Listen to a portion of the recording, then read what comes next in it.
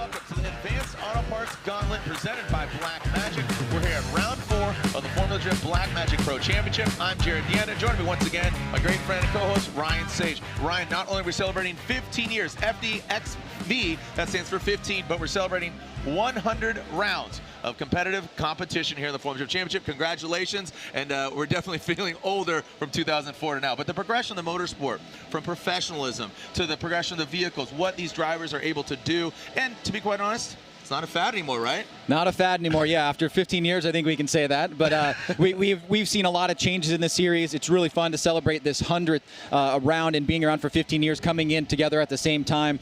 Interesting stories along the way, and some of them, go back to the original drivers. There's 4 original drivers that have done every single round. Gucci, Daijiro Yoshihara, Chris Forsberg, and Von Gittin Jr. These are the legacy drivers of the series, and they're still here and competing at a high level today. Yeah, the vehicles, and again, the sponsors. So, and of course, thank you to the fans for tuning in, even seeing the live stream here on CBS Sports. So many components to the overall machine. So thank you for watching and engaging with us and all the drivers and sponsors. So that's enough about, again, let's backtrack to Atlanta, where it all began in 2004. But truly, the story was about Christoph Blusch, the Latvian driver, finally getting what a lot of people think he deserves. Yeah, it was a huge win for Kristaps, and that was the story of Road Atlanta. The story of the season so far has really been about the consistency of Chris Forsberg, and most importantly, our #1 guy right now, Frederick Osbo. 3 podiums for him, and the consistency of Forsberg that we've seen back in his championship days. But the story of Road Atlanta was Christoph Blusch, as you mentioned. He's been looking for that win for a very long time.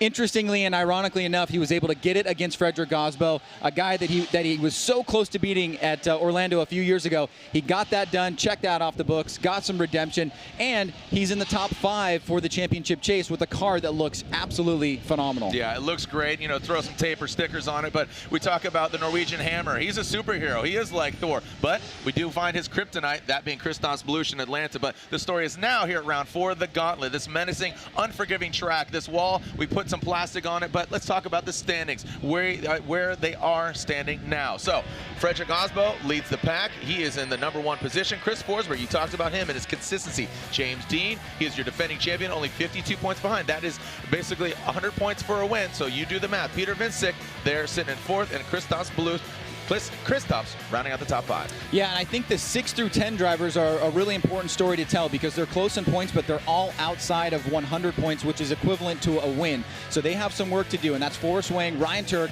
Justin Pollock, Daijiro Yoshihara, and rounding out number 10, Odi Bakchis. All right, before we bring in Ryan Lontaine to talk about what the judges are looking for here this round, I'm going to throw it over to Robin Ishida, who caught up with Forrest Wang in this episode of JE Pistons Tech Talk.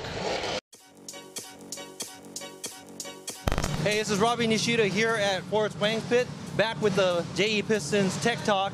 Just want to talk about how the weather is maybe not being so well this weekend and cooperating with the drivers. What do you do different to your car? Do you have any wet settings? And do you drive the car any different? Yeah, main thing, we'll disconnect the sway bar in the rear, let the suspension free up, obviously drop the tire pressure down a bit.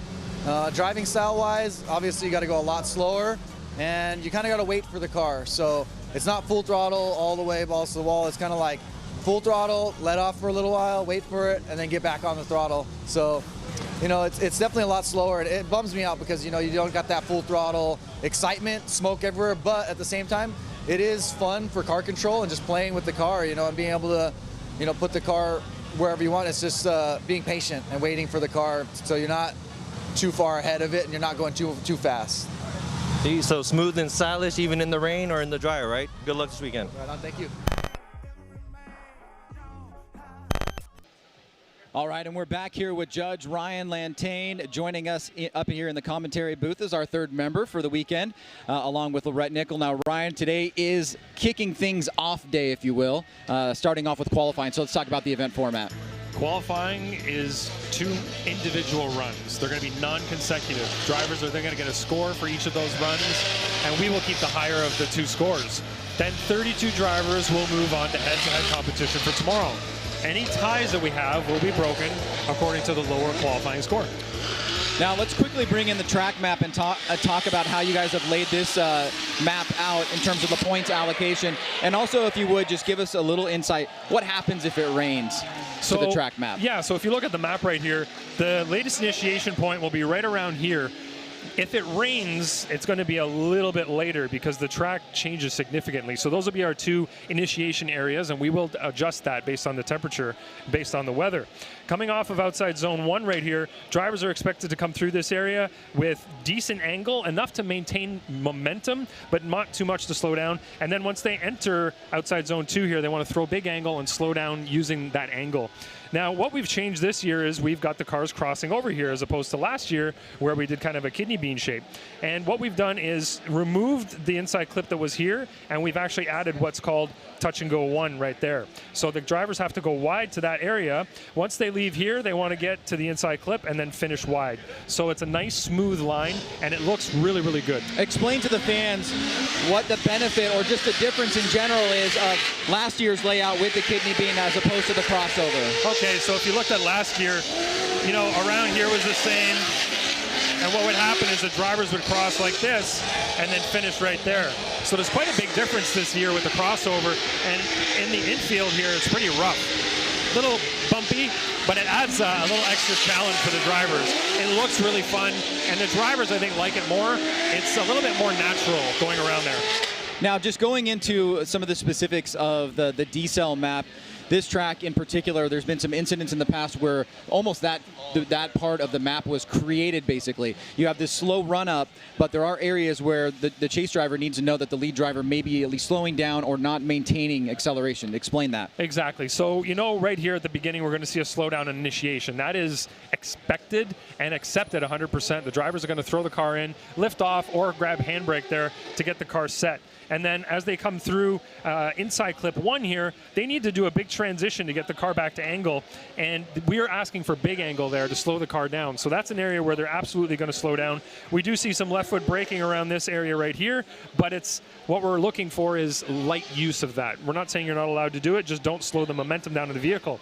As they come through the infield right here, they're going to be approaching that touch and go 1, and they're going to have a slowdown here as they get to that area, and then they're going to power back on right through to the finish. So those are the 3 slowdown areas that are more or less accepted throughout the course here. So we've talked about line and angle. You've broken down some of the decel areas. Let's talk about fluidity and commitment. Fluidity and commitment are very important throughout this track. Fluidity looks at the rotation of the vehicle on its own axis. We want to see the car rotating smoothly, quickly, and accurately. The driver should know exactly how much angle that they want to achieve and get to that angle without over-rotating or under-rotating. Looking at the commitment here, initiation is going to be a big one on that wall because it is the gauntlet. It's a little bit scary going up on that wall. It's a very steep bank, but we want the drivers to be very committed up there. And then the next spot they need to be really committed is going into outside zone 2. As they get into that area, they should be coming in on throttle through inside clip 1, rotate the car really fast, and then use that angle to slow them down. But it's the approach there that's going to really matter. And finally, if they push too hard, we've got things that we kind of more or less call absolute zeros. You guys also have your discretion, but the official the name is incomplete. So let's talk about that for qualifying. Yeah, the main ones in qualifying are, as you see on the screen there, spinning out, opposite drifts. That means drifting anywhere on the track in the opposite direction that you should be in that area. And then anything latchable opening, so a hood, hatch, trunk, or any of the doors would open during the drift. Anywhere during that run, then we would call that an incomplete. And like you said, at our discretion, if there's a really major straight where the driver goes straight for a long period of time, has to reinitiate, then that would be considered an incomplete as well. All right, well, thank you, Ryan Lantain. This is the Advanced Auto Parts Gauntlet presented by Black Magic, and this is round 4 of the Formula Drift Black Magic Pro Championship. Up next, qualifying.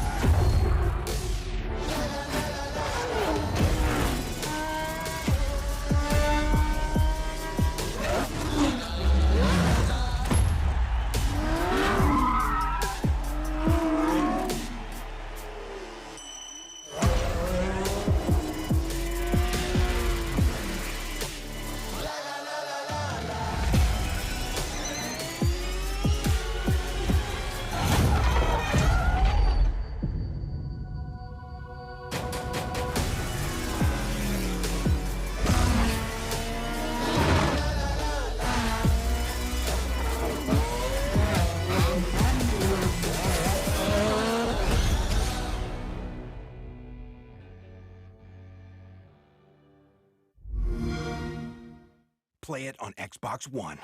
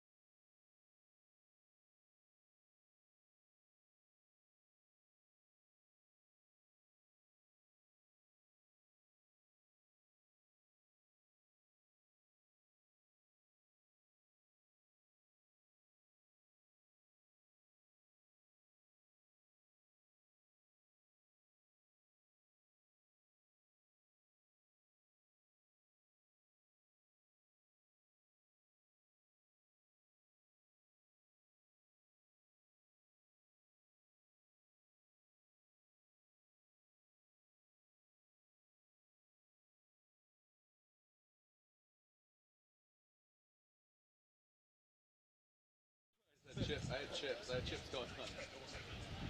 All right, welcome back here to round 4 of the Formula Jet Black Magic Pro Championship. As Ryan said, the Advanced Auto Parts Gauntlet presented by Black Magic. I'm Jared Deenda, Ryan Sage. Ryan, championship. I mean, are we really starting to think that way? You know, are these drivers really forging an effort? Where's your head at, and where do you think the driver's head's at as far as championship? Yeah, I always think that the championship starts to somewhat coalesce around this round, or at least start to shape up.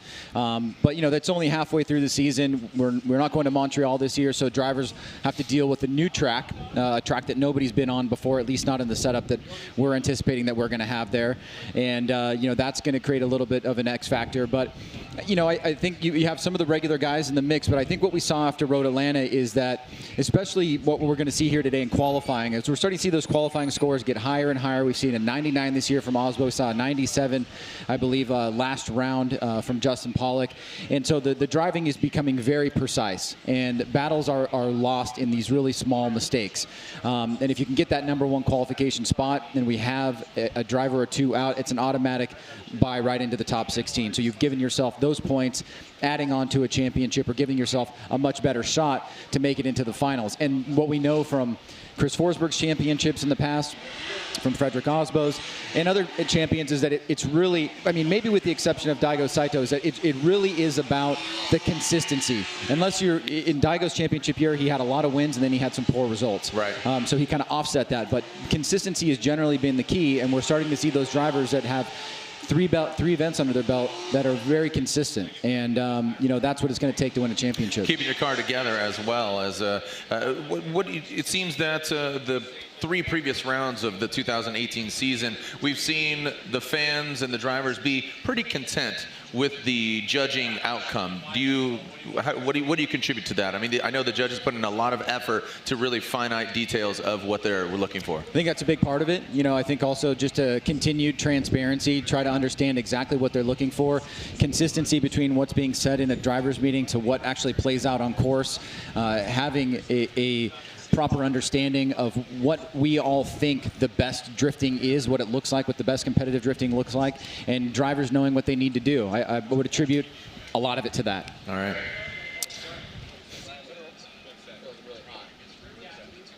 All right, so we have our first driver here. He attempted to make it into pro, and Atlanta failed to do so. So he is on a second attempt. This CoroWorks 350Z from Atlanta. Ryan Little from Southern California. Nice shot from him so far, ripping through, coming into that outer zone here, that second outer zone. You see a little bit of disruption with the vehicle, but now stays on it deep into that outer zone. Really good placement, just barely kissing that front flat magic clip in about that final hash mark. And tightening up a really solid run there from Ryan Literal, 909. The shredder from the 909. Ryan Literal in that CoroWorks Z, a really solid run here. Looking very confident, Ryan. Yeah, definitely. Getting a nice start on his initiation here. You can see he's initiating nice and early, getting right back on the throttle, staying high on the bank here.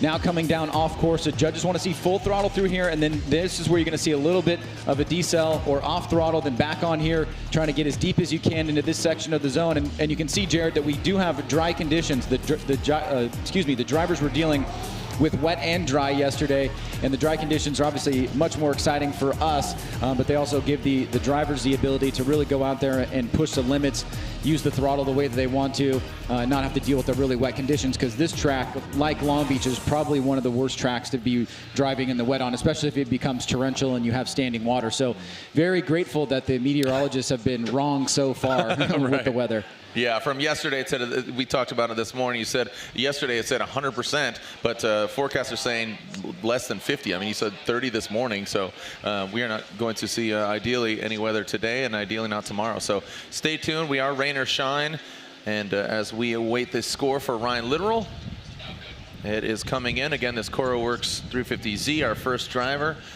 and we will be seeing the score here momentarily. And there it is. So it is a 78. That's a 78 for Ryan Literal, a 78 for the first score of round 4, our 100th run ever of the Formula Drift Championship. Farouk Kawai, originally from Poland, now living in Northern California, this Reckless Racing BMW. Let's see how Farouk can throw down here on this 2JZ powered BMW. Flicks it into that outer zone. Throws it high, but then drops down a little bit. Still maintains good angle. The Nexen tires go ablaze past and just barely knocking it over. Oh, you see some correction there, some hesitation going to that second outer zone. Some wavering from him. Keeps it sideways past that middle front clip. Again, you see Farouk working the wheel. Would like to see the car a lot more settled, but again, maintaining that angle, but how he got there. Again, so that fluidity and commitment, and I think that's going to come into play here, Ryan, for Farouk. Yeah, let's take a look at it again here. As you mentioned, Jared, a couple little just mistakes coming down off the bank. A little bit of tentativeness up on the bank, not really getting deep into that zone as much as you'd like. We can see getting through the course here okay. Right here he makes a little bit of a flub. He wasn't able to get back to angle as quickly as he would have liked to. He is on throttle here, trying to get deep into this section of the course, wrapping back around. And as we said, Jared, this is one of the older course layouts where we come across as a figure 8. A lot of drivers, in the days past, really struggled with that bumpy area, and we stopped doing that because we had the pavement coming up there and went to the kidney bean. The kidney bean also presented its own issues in terms of visibility. So I think this is a good in-between, and a lot of drivers think that it's more exciting. Yep. The judges went for it, and it looks pretty good so far. Yeah, I think it adds to just the overall impressiveness of what these drivers can do. And like you said, the smoke signal really got in the driver's face previous years, and doesn't seem to be that much of an issue compared to some of the other tracks even. So as we are awaiting the scores here for Farouk. Did you see the trivia question for this track in the app this past week? I did not. Only one time in Formula Drift history has there ever been a double pass. Do you know who and when? Was that D-Mac? No? Oh, there's Farouk's score, a 57. So a lot of scores left out there on the board. No, that's a great factoid. A double pass. Double pass. I can't recall who was it. Vaughn? It was Casper Knoll and Ken Gucci. Oh man. 2005, I believe. And that was here? That was here. Oh man. Yeah, now that you mention, I can recall that. That's funny. A double pass. All right, here we go. Alex Hilbrun, who had a bad Atlanta round. He popped his engine, but now it looks like this BMW is out for blood. The IMR BMW field suspension. Transitions through. He's on Nitto tires. Great placement of that car. Looks like I said, unfortunately popped the engine in Atlanta, but right now the attitude of the Peruvian driver brings it on home. Great sense of redemption there for Hilbrun. Alex Hilbrun, again from Lima, Peru, coming back after a not so great Atlanta, a no-show for him. DNS. Well, certainly where he's sitting right now in the championship standings is not representative of, his driver skill. We saw him go on a tear last year at the early part of the season, so he's looking forward to a good event here. You can see just why right there. He gets a nice early initiation. He's early back on throttle, fills that outer zone, and then back down here on the course, you can see minimal corrections, keeps the throttle on. He's drawing a nice line here as he gets out to that latter part of that outside zone, and then nice and smooth through the center here, absorbs the bumps really well. Again, another nice line as he hits this last inside clip, pushes out to the finish line. A good start for him.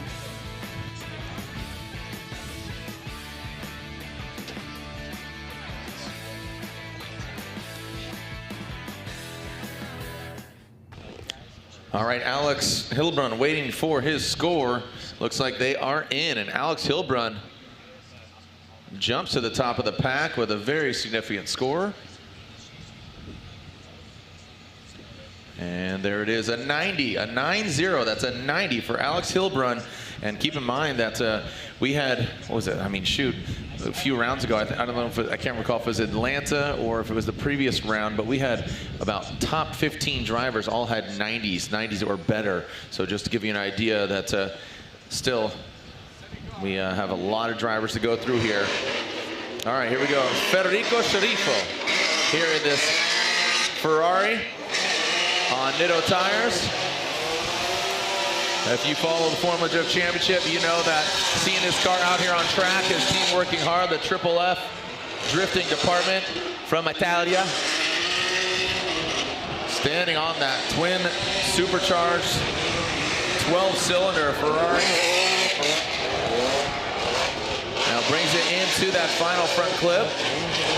Not as precise as the judges had hoped, but just a very unique build, and I know always has a smile on his face, and just just baby steps towards the refinement of a very unique drift vehicle.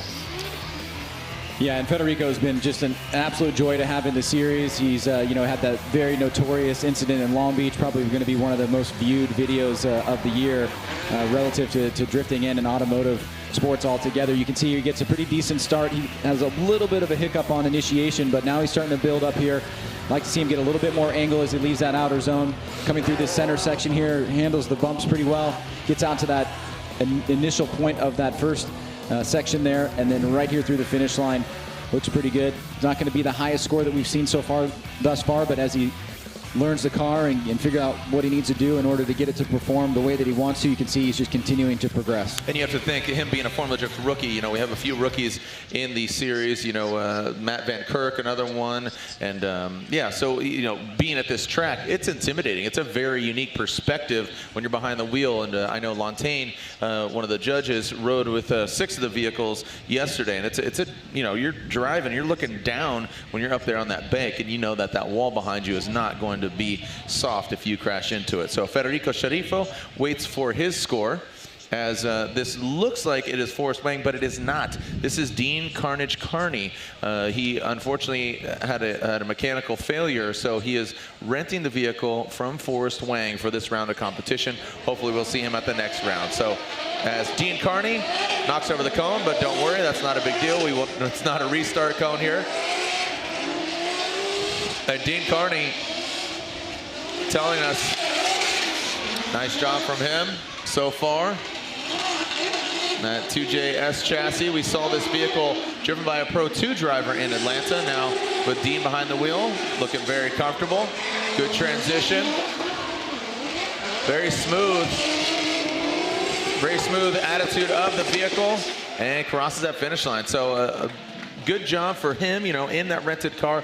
A string of bad luck for Dean, and I know his team is working feverishly to get that car back out there. And the Oracle Lighting Achilles radial rented vehicle here for Dean Carney, Ryan. Well, certainly you can see he's no stranger to jumping in different chassis. Has a tiny hiccup there, but you can see just how aggressive he's willing to take it to the edge here with this vehicle, pushing pretty hard here. Nice speed through this section, gets back on the throttle. Trying to fill this zone completely here. Looks very comfortable behind the wheel of what is a much different vehicle compared to what he's used to driving. So an all-around driver that can pretty much jump into anything and take control of it as he finishes up here his run number 1. All right, so Dean Carney awaits his score, the Fast Orange qualifying. That Super Doof 2F Performance body kit being drugged there, but take a licking and keep on ticking. And Federico Sharifo, his score was a 76, FYI. And there is a 76 from Dean Carney as well. So 76 is back-to-back. So if you did not see or hear Federico's score, that was a 76. And now Dean Carney's score coming in, and it is identical. It's a 76 as well. So K-Law, Kevin Lawrence, another driver doing double duty, both Pro 2 and Pro. It's back behind the wheel of his trusty S13.4, or S14.3, I should say. Has the S13 front end on the S14 chassis, coming to us from Florida in Juku Racing. S chassis, let's see what K-Law, Kevin Lawrence, has here in store for us. All right, here we go. Kevin Lawrence initiates. You can see that yellow line. That is the point of no return. Keeps it high on the bank. Well done from Kevin Lawrence. Nice smooth off the bank into the flat section, into that second outer zone. Quick little lift, but now back on the throttle. You can see the smoke signal indicating that he is getting good wheel speed. Now transition through the whoops into that final front clip. About that second hash mark. Good fluid. You can hear that exhaust note. Did not lift. Just right before that second outer zone. That was kind of the only point of hesitation, but let's take a look, Ryan.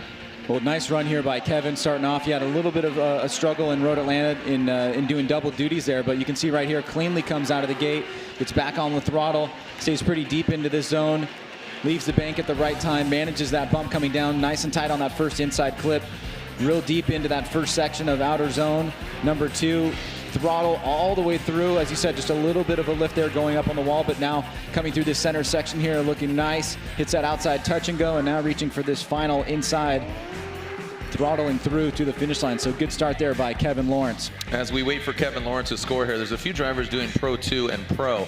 Why would a driver such as, we saw Ryan Littoral do it, as well as Kevin Lawrence, why would a driver have an effort in Pro 2 and Pro? Maybe a couple of reasons. Could be hedging if they feel that they're not going to make it to all the pro rounds. I'll let you get the score real quick.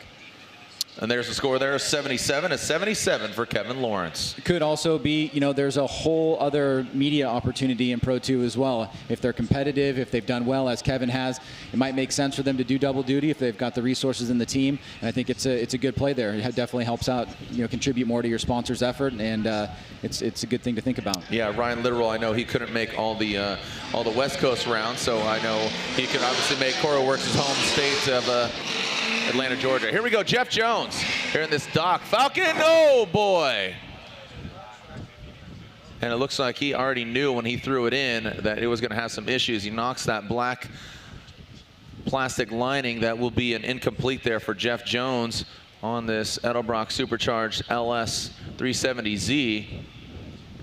We'll see how extensive these damages are, and we'll make sure that Jeff is okay. So the wall claims its first victim here, the gauntlet. We'll see how extensive the damage is here for the relentless one that is Jeff Jones. Ryan, what is the material that that we covered the wall with? The exact material, I'm not 100% sure. It's from what I heard, it's a certain type of really hard plastic that can go on the wall to kind of help not mediate some of the damage. Yeah, mediate some of the damage. You know, we've played with flipping those railings in order to not catch edges and things like that. Just make it as safe as we possibly can. I think this was another good addition there because it should just help roll you off a little bit better. But you can see, if you hit it in the right spot, you're going to make some damage still. All right, so Jeff Jones, we'll get him off course. We'll do a cleanup here at Wall Stadium. When we come back, more here at the Advanced Auto Parts Gauntlet presented by Blackmagic.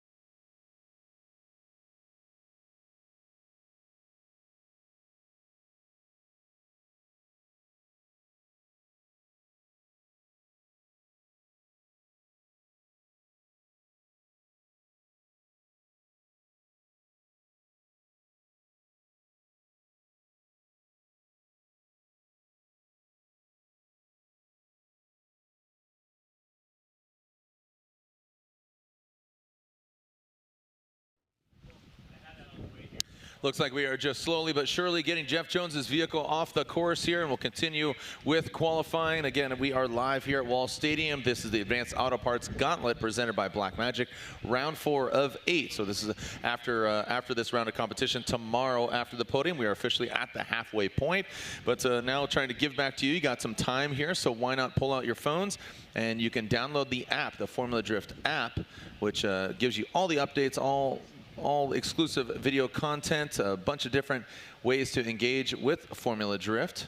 So you can download the app And there it is, live scoring alerts and stats, exclusive FD content, breaking news alerts, get notifications, ability to purchase your tickets for future rounds of Formula Drift, and also games, contests, and FD fan rewards program. And also you could, so Ryan Sage, you were talking about that, sending out all the different goods and shirts and hats to different winners of that constantly. So you can download the app either on apps on the Apple Store or Google Play. So download it today. Ryan, you're talking about that the quiz and just a bunch of different ways to engage with Formula Drift. And here, you can win a set of wheels, the same wheels that Odie Bakshish runs. Tag a photo of you watching this weekend's event. Hashtag FD Drifts, DRIFZ. Enter to win a free set of Drifts wheels, as run by the number 723 Odie Bakshish and his S14. All right, Jeff Jones is all the way up there on the flatbed tow truck. And all right, so like I said, the wall claiming its first victim. We'll get that black plastic affixed back to the wall, Ryan. And we'll be back here in just a moment.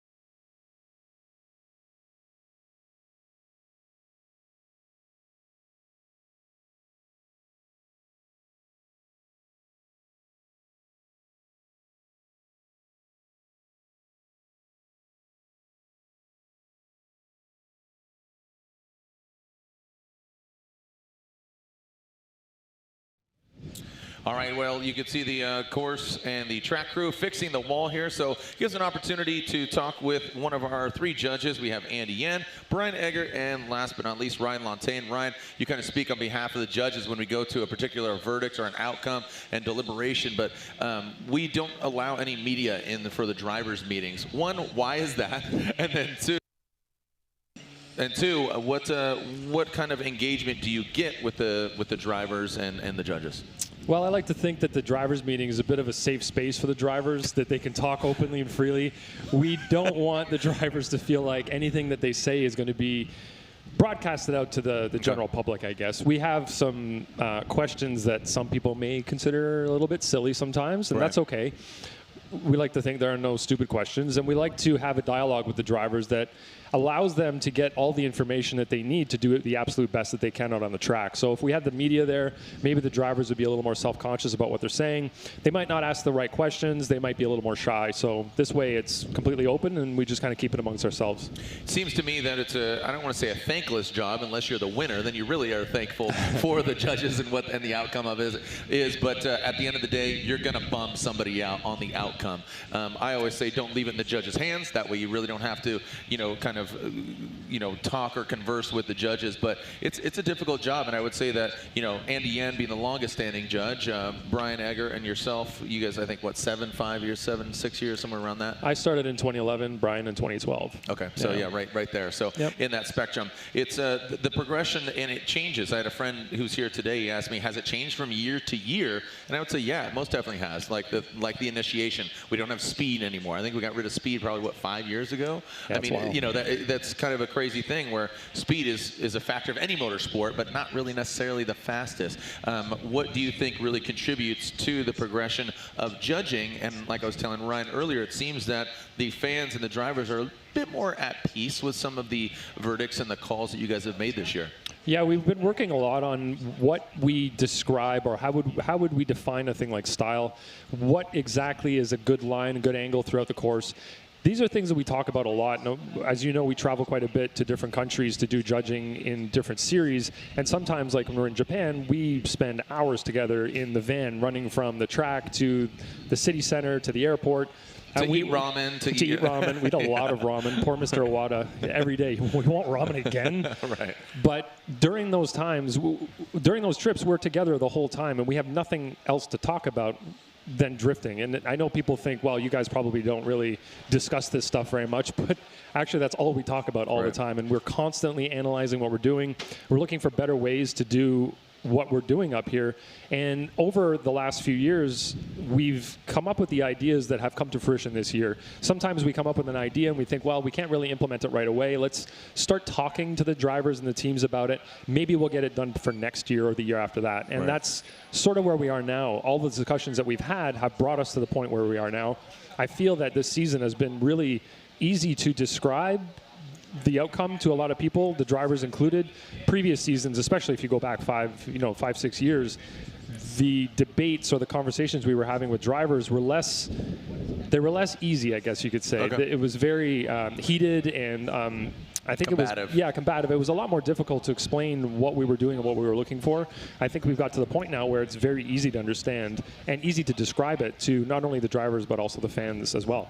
You mentioned travel. Do you feel like that's the progression? I mean, Formula Drift as a sanctioning body, I'd have to say, is kind of the pinnacle and premier international drifting sanctioning body, but you yourself are making your way to Brazil, going to Russia, going to Japan, which is probably our largest partner, given that it is a Formula Drift brand. Do you think that will be the standard, and do you think it benefits people to have a standardized sanctioning body or let's call it a standardized rule book or criteria used worldwide, ideally by our partners? We, of course, can talk about ourselves in a very positive light. We can say what we're doing is the best, we're the pinnacle, we're the peak. And you can take that for what you want. I think what really helps define the level that we're at is that so many other series around the world have contacted me and contacted the series here and said, we really love what you're doing. We like your judging system. We like how you're describing everything. We like the way you guys operate. We'd like to implement that in our series. And I think that's the best way to judge how good we're doing. because so many other series that have been doing their own thing for many years are all of a sudden saying, we love what you're doing. Can you bring it to us? So like you said, Brazil, in Super Drift Brazil, I'm judging all of their rounds this year, and I brought the FD judging system down to them. They love it. They think it's going really well. The drivers like it. The fans think it's great. And the organizers really are appreciative of what we're doing down there. Russia as well. We've implemented a lot of the FD judging system in the Russian Drift Series. And Dimitri, the owner of the series, is blown away by how accurate, how easy it is to judge, and how easy it is to understand. Brian was just at Gatville last weekend, and they've also incorporated our system in the Gatville judging for the Gatville Drift Series as well. So all these different series, including FD Japan, have really legitimized what we're doing. So it's not just us saying we're great. They're endorsing it. They're endorsing it, and they're also incorporating it into what they do. So it feels really good. And the last question is, they're contacting you directly because you're essentially, such as myself, a contractor for Formula Drift. Exactly. Yeah. Kind of go off and spread the good Formula D word around the world. Right. Well, this is your safe place too. Yeah, right just here. like the drivers' meeting. So you can talk freely and openly and however you do. So seems that we got the track fixed here. So again, thank you. Let you go do what you do best, Ryan Lantain. And we'll be back here with more drifting action here in just a moment when I can hear them warming up some tires.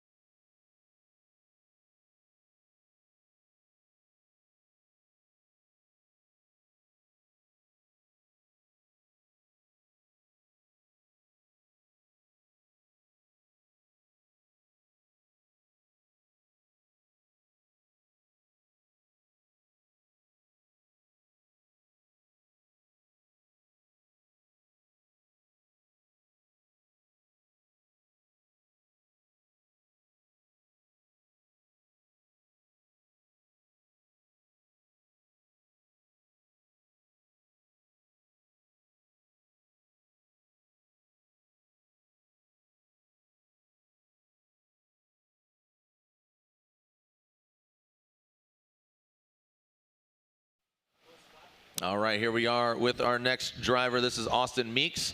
Austin Meeks here in that Galp S 14.5 here. He's running the LS under the hood, and we are ready to see what Austin Meeks can throw down. All right, so we've seen some great things from Austin Meeks in the past, and we're looking forward to what Austin can throw down here. Achilles tires, smoking it up. Oh, and gets into the wall. Austin. Back-to-back unfortunate circumstances for Austin Meeks. We saw Jeff Jones, and now Meeks, you saw that back-end tap, and then it just sucked up the rest of the vehicle. Ryan Sage, oh man, make sure Austin's okay. I am seeing him move and make sure he's okay. But Ryan, another victim of this wall, so back-to-back. Yeah, that seemed like a much harder hit, to be honest.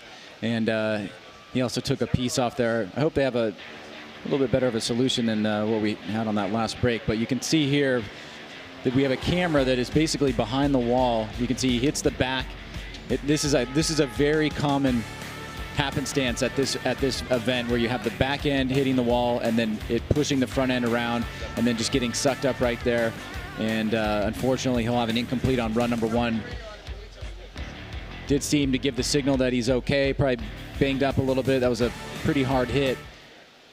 But he'll have an opportunity to hopefully get out there and run number 2 and get himself a positive score. But unfortunately, he will have that incomplete, Jared, on run number 1. Yeah, Austin Meeks will have an incomplete on run number 1. We'll see if he can get his car back together. Again, this committed.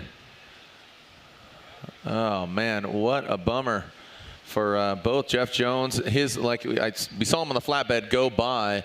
Didn't look too devastating, but he's got to now work on his vehicle. Austin's looked a little bit more violent, but as you said, he is okay. So we'll take another short break here, but we will take a look at Black Magic Car Check.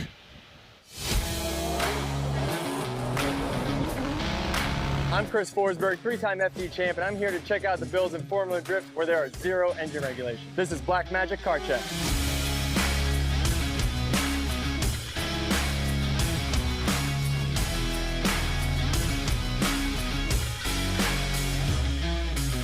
Welcome to our first Black Magic car check of the 2018 season. And I gotta say that, Matt Field, this is my favorite new car of FD, dude. Hands down, that's why it's the first That's one. why I'm first, That's right? right, dude. Oh, this thing is sick, dude. I love it. I was watching the build, just loving every minute of it. You cranking away in the shop, you know, I'm sitting here turning one wrench with one hand, watching you build your car with the other hand, but no, it's cool. You guys have put in a hell of an effort, and it shows. The thing is sick. Thank you very much.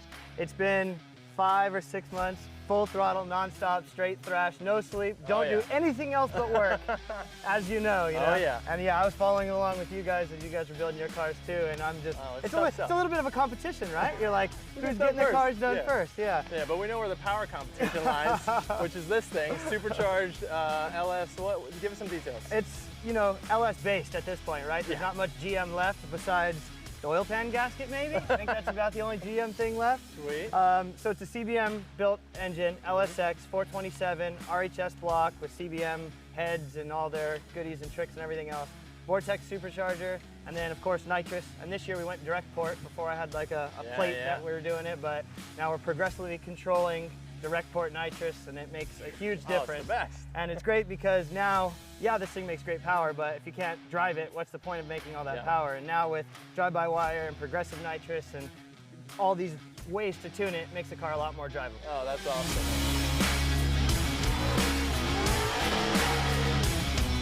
And then obviously the interior, just attention to detail everywhere. The interior honestly is one of my favorite parts because, you know, all we do is sit in the car. That's where you're at. We do more sitting than we do driving in these drift cars. We certainly do. Absolutely. But HDK really took care of me with like the carbon foot plate, their carbon shift panel and everything, carbon dash. We have an AIM digital dash, and this is the first year that I've had a Motec PDM. Cleaned up the interior wiring so much.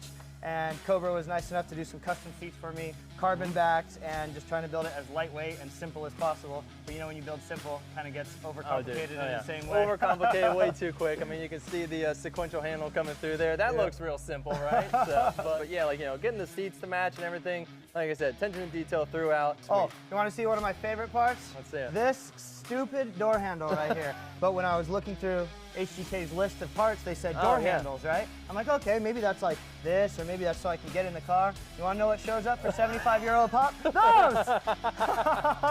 Look, that's a screaming deal, man. Yeah. 75-year-old each. Yeah, why not? That's it. I'll take 4 for my spare doors.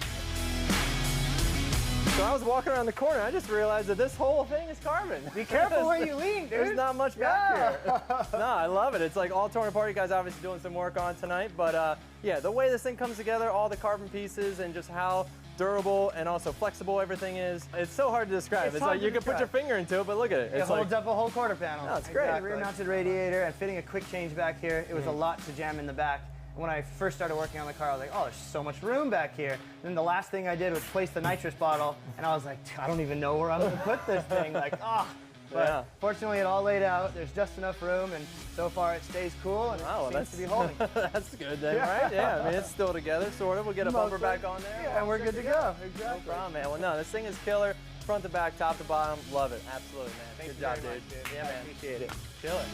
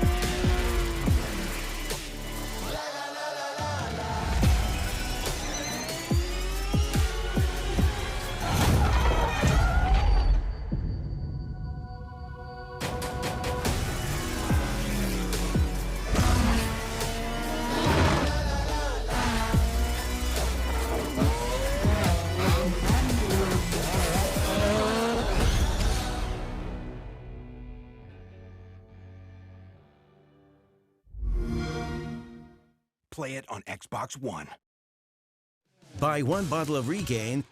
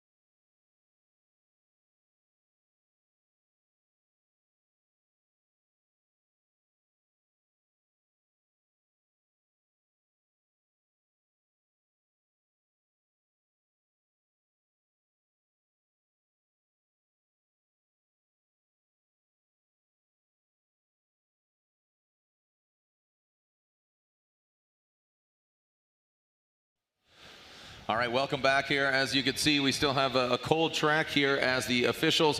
Again, we wanted to basically kind of minimize damage to the vehicles by applying the black to the wall, but it has reared its ugly head as kind of being a problematic issue because it takes quite a bit of time here to reapply it back to the wall, Ryan. Yeah, and we've had 2 vehicles back to back make contact with the wall.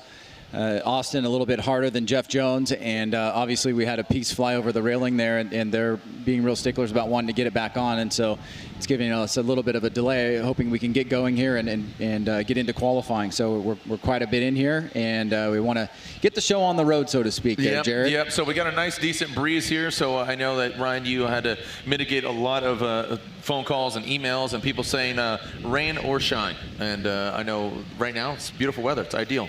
Yeah, it was crazy. We came into the middle past half of the week, and it was basically 90-100% rain, and then we show up here this morning. It's changed in weather.com, and it's a beautiful day right now. We've got that breeze, which is always really helpful, especially for this track where the smoke can just kind of sit there and be real problematic. I hope we get this kind of weather tomorrow, and it continues on through the final matchup. All right, so as it looks like we are getting the track officials off the course here with their brooms and the black plastic adhered back to that K-rail there, the Jersey wall, fitting that we're here in Jersey. But as we get that back strapped in, a good opportunity to offer you an opportunity to win a MagnaFlow exhaust, courtesy of MagnaFlow. Win a free MagnaFlow exhaust. Text MF Drift, MF as in MagnaFlow Drift, to 555-888. Again, MF Drift to 555-888. Also, join the community, join the conversation. Go to formuladee.com and upload Embrace the Heat, start the conversation, join the community. Go to formuladee.com, hover over the button, click it, stick it, and join the community. Go to formuladee.com. All right. Looks like grabbing their trusty brooms.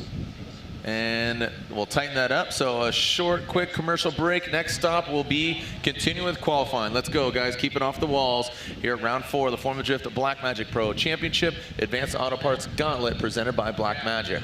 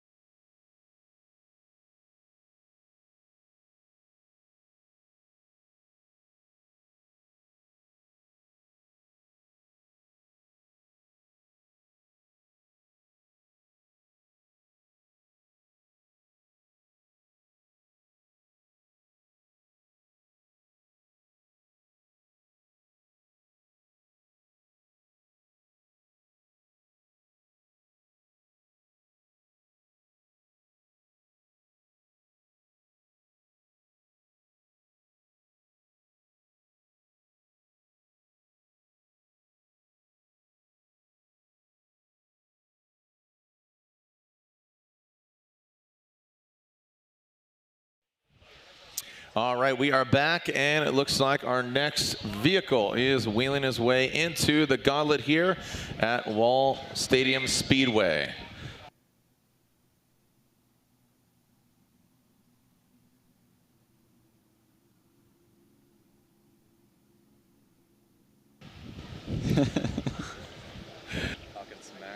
All right, Kyle the Menace Mohan here, American Ethanol Mazda Trix MX-5. About to throw down here. Kyle Mohan just seeming to really work well with that car. He had a great qualifying run in Atlanta. We'll see how this track suits his style. As Kyle Mohan with his first qualifying run here at the gauntlet.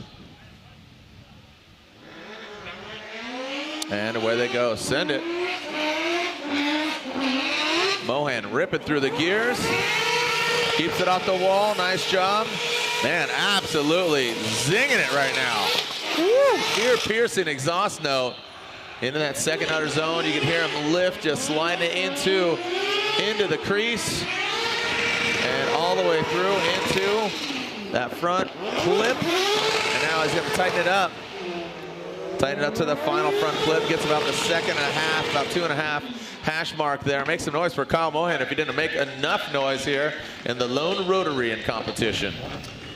Well, Kyle Mohan, Jared, had arguably one of the best competitive events he had last event at Road Atlanta. It was some of the best driving that we've seen from him. He really let loose. He had a credible battle with Peter Vinsek that went one more time. And looking to build off that momentum here at Wall. You can see now coming down off the bank, hitting this second outer zone here, trying to keep it nice and fluid, finishing up that zone, coming off just a touch early there as he comes through that center section, managing pretty well, back on the throttle here through that outside touch and go. And then finishing up strong as Kyle Mohan, a flame there for good measure. Run number 1 in the books. Got the heart of a dragon there underneath that thing. Loud and proud, the lone rotary, waiting for his score. And Kyle Mohan, scores are coming in. And it is a pretty solid score for him, seeing them come in over our official shoulder. And an 82 for Kyle Mohan. That's an 82 for Mohan. As next up, the Jerry Yang Racing GTR. Again, another Formula Drift rookie. We've seen that vehicle before with a now Formula Drift staff member, Robbie Nishida. He debuted that vehicle last year. So the Jerry Yang Racing GTR with Toguchi behind the wheel. Kazuya Toguchi on his first qualifying run. Achilles radials on the corners. Throws it in, medium to high line. Whoa, flirts with the wall, and he goes into it. And that was a hard hit in the latter portion. You could see that bash bar piece. And just an unfortunate hit. Again, this very unforgiving wall. Whew. So a very unfortunate turn of events here. Our third driver going into the wall. Don't know how this compares to previous years, but man, already the gauntlet showing you why it is deemed that name.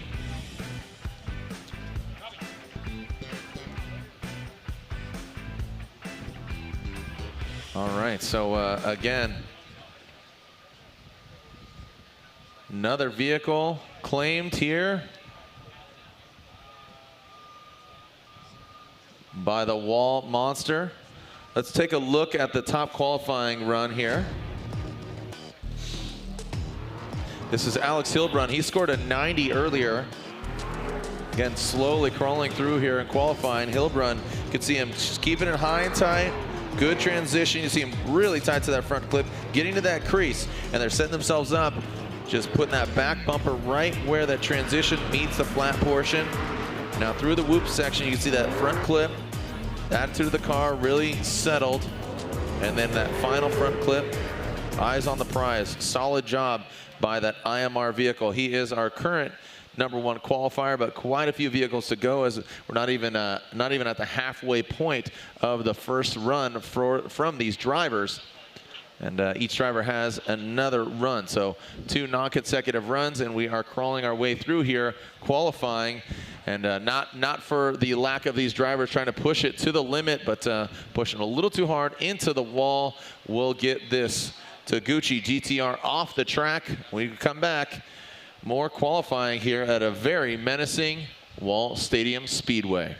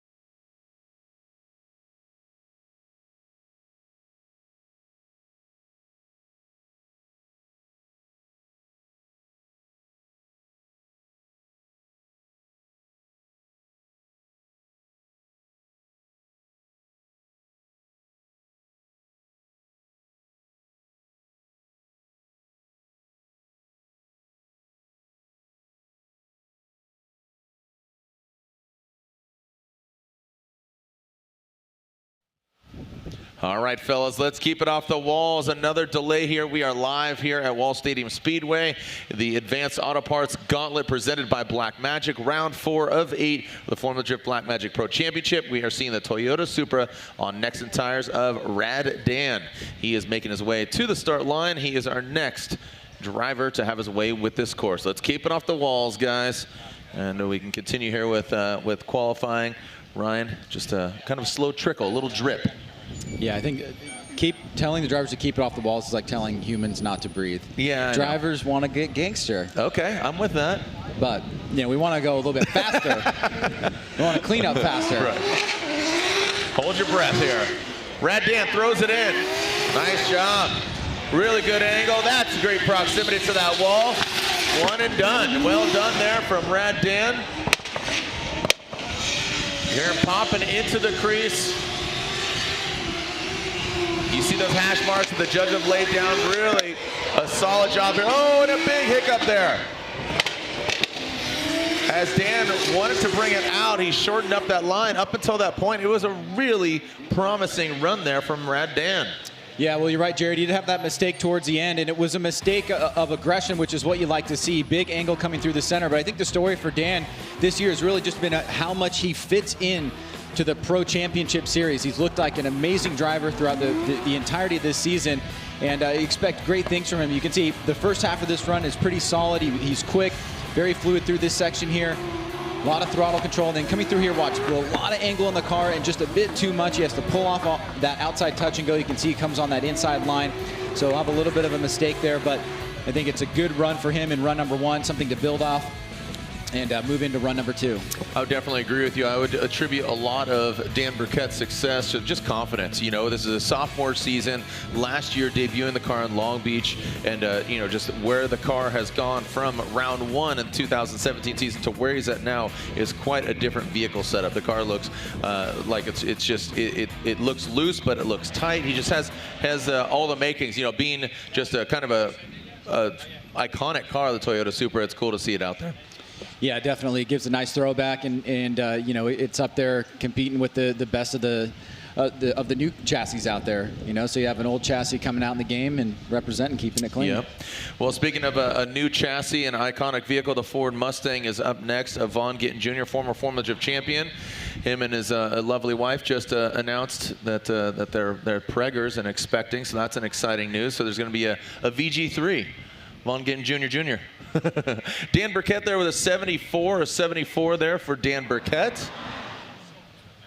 A 74 for Rad Dan. Next up, this Monster Energy Nitto tire, Ford Performance Mustang RTR. Vaughn Gittin Jr. All right, so you can see the current standings here in the Fast Orange qualifying. Vaughn Gittin Jr. about to throw it down. Vaughn Gittin Jr., the attitude of that vehicle gets nasty. Look at that front right wheel lifting. Once again, through wheel motion, past that front clip, into that second outer zone. Well done there, boom. Taking out that carbon fiber splitter there, that RTR splitter. Bogging down, but hammers down across the finish line. A very signature Vaughn Gittin Jr. run. Loud and proud. Let's walk us through it here again, Ryan. Yeah, a nice start here for Vaughn. You know, we had that really tough battle with Ryan Turk in the top 32 in Road Atlanta. One more time ensued there, and Vaughn went out, but you can see here the driving is right up there, top notch. Stays deep into that first outer zone. Could have done a little bit deeper there towards the wall, but deep enough to get a good amount of points for that section, and then down through the center section on that inside clip. Now here through the power alley, bouncing around, 3-wheel motion, nice and tight on that final inside clip, and then through the finish line for Vaughn Gittin Jr. Hitting switches on snitches here as Vaughn Gittin Jr. awaits his score. We're seeing Dominican Republic's own Jonathan Castro coming down the chute as Vaughn's score is being tallied and entered. So Castro's next as Vaughn Gittin Jr. scores an 87, an 8-7. It's an 87 for Vaughn Gittin Jr. as Jonathan Castro is on the start line. Gerardo Metodon, next entire Toyota Racing Toyota 86.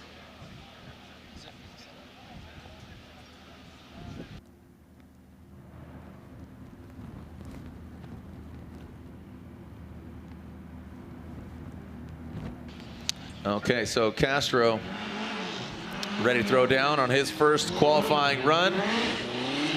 Castro just talking about confidence and talking about just in the seat more. Castro, well done. Man, just thinking about just how the attitude of these vehicles has changed over the years from that transition to the flat bottom. That is no longer an issue whatsoever. And Castro really tight to that front clip. Consistent throttle control. You can hear that exhaust note. About the second hash mark, a solid, very clean run there for Jonathan Castro, Ryan. Yeah, definitely the Castro that we're used to seeing here had a really interesting suspension malfunction in last round, if you want to go back and check that out on the replay list. But here you can see Castro fully charging forward, back on the throttle, nice and mid-high line on that bank. Great smoke coming off, deals with that bump very well. Now he's into this second outer zone here, back on throttle, smoke line starting to regenerate. Getting on that second hash mark. And now here through the center section, that inside, hitting that outside touch and go, and then right in this last inside clip here, Castro, solid run. You can see the hash marks there really getting beat up, and Castro was right on that second one on the latter part of that outside zone. All right, so Castro awaiting his score. Where does he land? Next up, another Formula Drift rookie, Matt Van Kirk.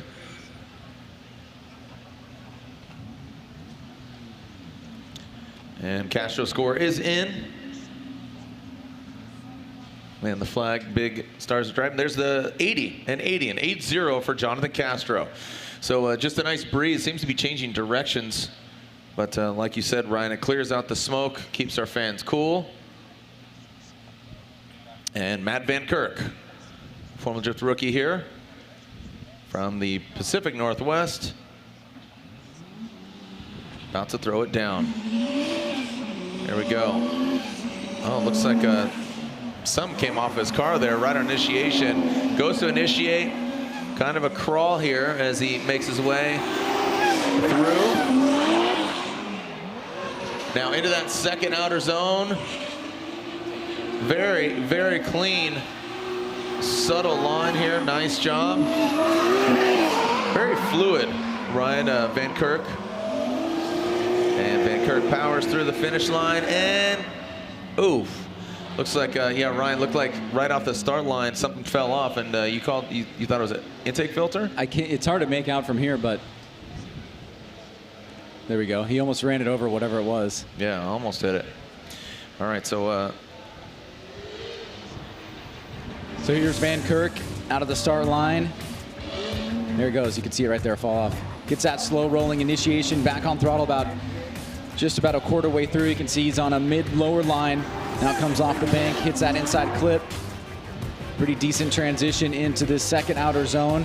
Stays on the throttle through that section, keeps that smoke line nice and consistent. You can see reaching out into that deeper section of that outside zone number 2, then through the center section there, dealing with the bumps pretty well. Nice and tight on that final inside. And here he is one more time. You can see out there just a bit past that third marker. A couple little minor adjustments with the front wheels, but overall, Jared, like you said, pretty decent fluidity throughout the course. Closet Creations, Popeye Energy, S13 here on Achilles tires. And Van Kirk's score is in. And it's a 76 for MVK, Matt Van Kirk. Next up, another S chassis, this with a Ford power plant under the hood from Medford, Oregon. World War Kaufman here in that 959. This machine was built to shred, is the words that are placed on the wing of this vehicle. And Kaufman, a very exciting, fun driver to watch. Seems that he has just really found his safe place, as we were talking with Lantain earlier. Whoa, Kaufman throws it in. Big, nasty initiation. Has to take some angle out of it, but then gets back into it. Really ripping this thing around. Snaps into that second outer zone. Very fluid. You can see by the smoke trail through the whoop section Doesn't get all the way to the outside, touch and go. But like I said, just a very fierce, aggressive driver when he wants to be, when he's in that comfortable space, when he's in the right mental space. You know, he's done some stage rally racing before, and seems that he's hitting his stride here this year. We can see the approach here dropping down, big initiation there, and he gets off throttle for a second, has to make that adjustment, pull a little bit of angle out of it. But again, Jared, you know, when they make mistakes, it's always, I feel like that it's a little bit better when they make them by doing aggressive things that are really hard to do. And you got to give credit there to Kaufman. A lot of throttle here, big smoke line, finishing up at that second outer zone. Now through that center section there, you can see locks in his angle, hits that outside touch and go, bit tight on the inside there, but overall, pretty aggressive run by Matt Kaufman, should get him a decent score. Okay, so Kaufman awaiting a score. The numbers are coming in pretty decent here. And again, you have to think, you know, the judges know we're kind of working our way up from the bottom as far as the current standings to our currently #1 seated driver, whereas overall standings, and that's Osbo, and there's a 79 for Matt Kaufman. That's a 7-9 for Matt Kaufman. Next up, Formula Drift rookie Dirk Stratton. Dirk Stratton in the Drift Vet, this number 33, the Lingenfelter Achilles tire. He's now got Anke wheels on the corner. And Dirk, one of 2 Corvettes here in competition this year. They saw battle in Atlanta. Matfield came out on top, but Dirk Stratton from Ohio, definitely a fierce competitor. Dirk Stratton transitions, exploding that front clip. Snappy transition into that second outer zone. Very fluid from Dirk. And ripping through the gears, getting to that outer zone, about that second hash mark from Stratton. And across the finish line. A solid job there from that Stratton Chevrolet sponsored. He's on Fortunato on the corner suspension, Lingenfelter horsepower. Ryan? Well, you can certainly see why he has been one to watch this year. Very aggressive run, but the execution was right there. He has that much faster roll, not a super aggressive initiation, but nice line being drawn there up on the top of the bank. Just a little tap there. Look at that nice, nasty switch in there into that second outer zone. Holds the angle, big throttle here, leaving that second outer zone.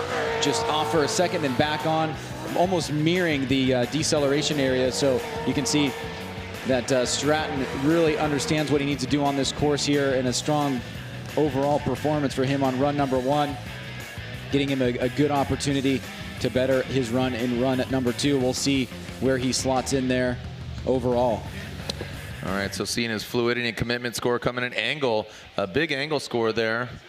Lacking a little bit in the line area, and we saw that he went past that front clip, and that really could have thrown him off of his game. But there it is, an 80. That's an 8-0 and 8-0. So about consistent with what everybody else has been putting down. So again, some opportunity there for some more points left out there. He currently stands in 4th.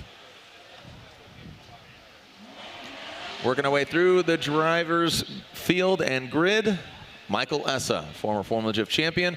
Essa Autosports Achilles tires. Coming us all the way from Southern California. Michael Essa with his true turbocharged BMW power plant under the hood, as opposed to some of the other BMWs you've seen over the years with different V8s, including that of Christoph Splush, the 2J under the hood of Farouk. Here comes Michael Essa, all BMW. Bavarian Motorworks, Essa Autosports. Ripping through, wide off of that clip, very fast through the course right now. Big, massive angle there. All the way to the outside zone there, Ryan. That touch and go, but it does throw him off. Could not get that grip, that forward grip up to get tight to that front clip, but a really good execution there from Michael Essa. Well, one of the better wall rides that we've seen so far. You can see he's gonna drop down for a second there. Big initiation, then right back on throttle. Keeps that rear bumper very close to that outside wall. Now coming down off the bank here. You can see he's going to be a little bit long on that inside clip, but he's able to get back around, draw a line into the second outer zone here. And as he finishes up the zone, he leaves right on that 3rd hash mark, so deep into that zone. And then, like as you said, Jared, gets out to that touch and go, but the line that he draws is a little bit wide, pushes him a bit outside that third hash mark right before the finish line. But overall, a couple line mistakes, but great execution. Michael Essa awaiting his score as we see the other RTR Ford Mustang. Looks like the white lipstick there on the BC Racing Netto Tires Ford Performance Mustang RTR of Chelsea DeNofa.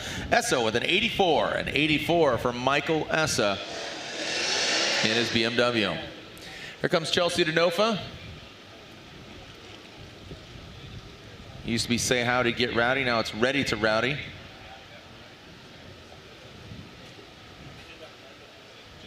All right, looks like he is clear to send, and here we go. Chelsea DeNofa, a very exciting driver to watch.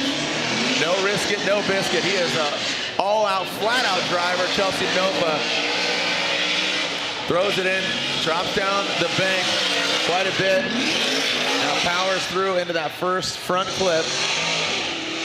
Into the crease, goes DeNofa. Really tight to that front. Getting all the way out to that, about the second hash mark, similar to that of Essa, but does tighten it up. And make some noise for Chelsea DeNofa. If he already didn't make enough. Well, definitely the aggression that we've come to expect from Chelsea DeNofa. Let's take a look here as we go back to the initiation. Snaps right into it, back on throttle pretty quickly. Now he's nice and high here, but watch as he comes off the bank a bit early. Could have stayed in that zone a little bit longer. You can see a little bit more angle through that section there, but you can see as DeNofa gets back on throttle here, tons of smoke being generated right on that first hash marker. So struggling with the line a little bit here, but an overall very aggressive run, gets out to that outside touch and go, and then wrapping back around for this final inside here is Chelsea DeNofa with run number 1 in the books. Yeah, Ryan, again, Chelsea, a very, I don't want to say just kind of really goes for it, a very aggressive driver that was timid by compared to previous Chelsea runs, but it still gets him a decent score here with a 78 for Chelsea DeNofa. And here's the other Corvette that is competing in Formula Drift Championship here in 2018. Matt Field, the beast from the Bay, in this Falcon Tires Wish Auto Corvette. Great looking car. Saw that Black Magic car check with him and Forsberg. Here comes Matt Field. What's he gonna do? The 777. Matt initiates. High on the bank. Probably the highest we've seen without hitting it, Ryan. Solid snap into the second crease. That second outer zone. Matt really gets, oh, and you saw a little bit of correction there. Got out of shape, but stays with it, stays pin it. On that second hash mark, it's a pretty good execution there for Matt Field. Well, we really got a good look into how this vehicle was being put together. Matt Field was really transparent about the build and everything that he was putting into it, and then it was such an anticipated build, and you can see why here. Beautiful job up on top of the bank, stays into that zone for a very long time. Nice and tight on that first inside clip. Great angle as he enters this second outer zone. Maybe could have done that a tiny bit cleaner there, but you can see as he makes that mistake coming out of the zone, that's probably the most noticeable one. But quickly adjusts, gets out to that outside touch and go. Wide line wrapping around to that last inside clip, and through the finish line is Matt Field.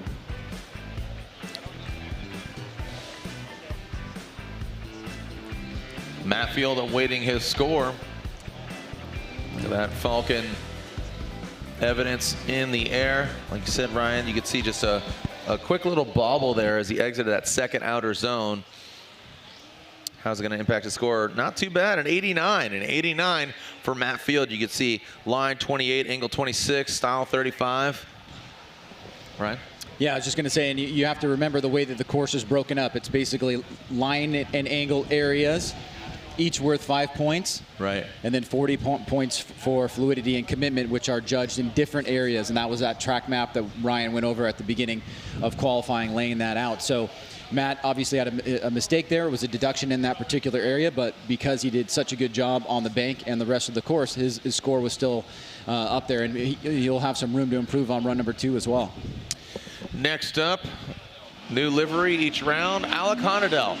Black Magic, Permatex, Advanced Auto Parts, he's got quite a few sponsors. And Honadel showing up in grand fashion. Nexen tires go ablaze and just get right into the pocket. Look at Honadel throwing some gangster angle at it. About that second hash mark. Doesn't get all the way out to that quick little touch and go.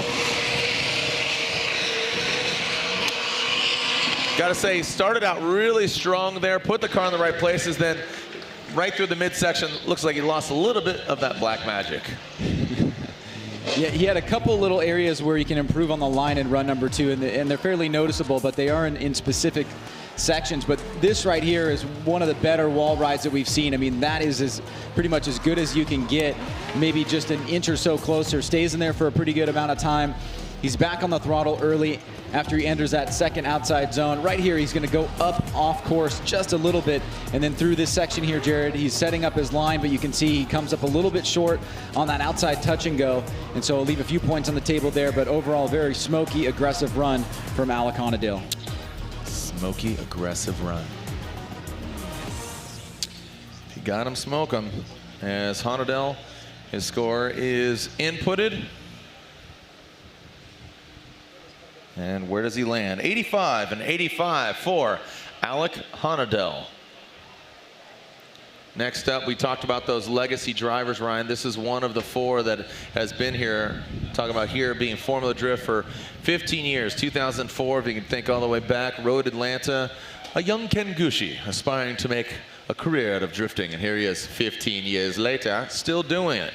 So the Greddy Performance, Toyota Racing, Toyota 86 on Falcon tires.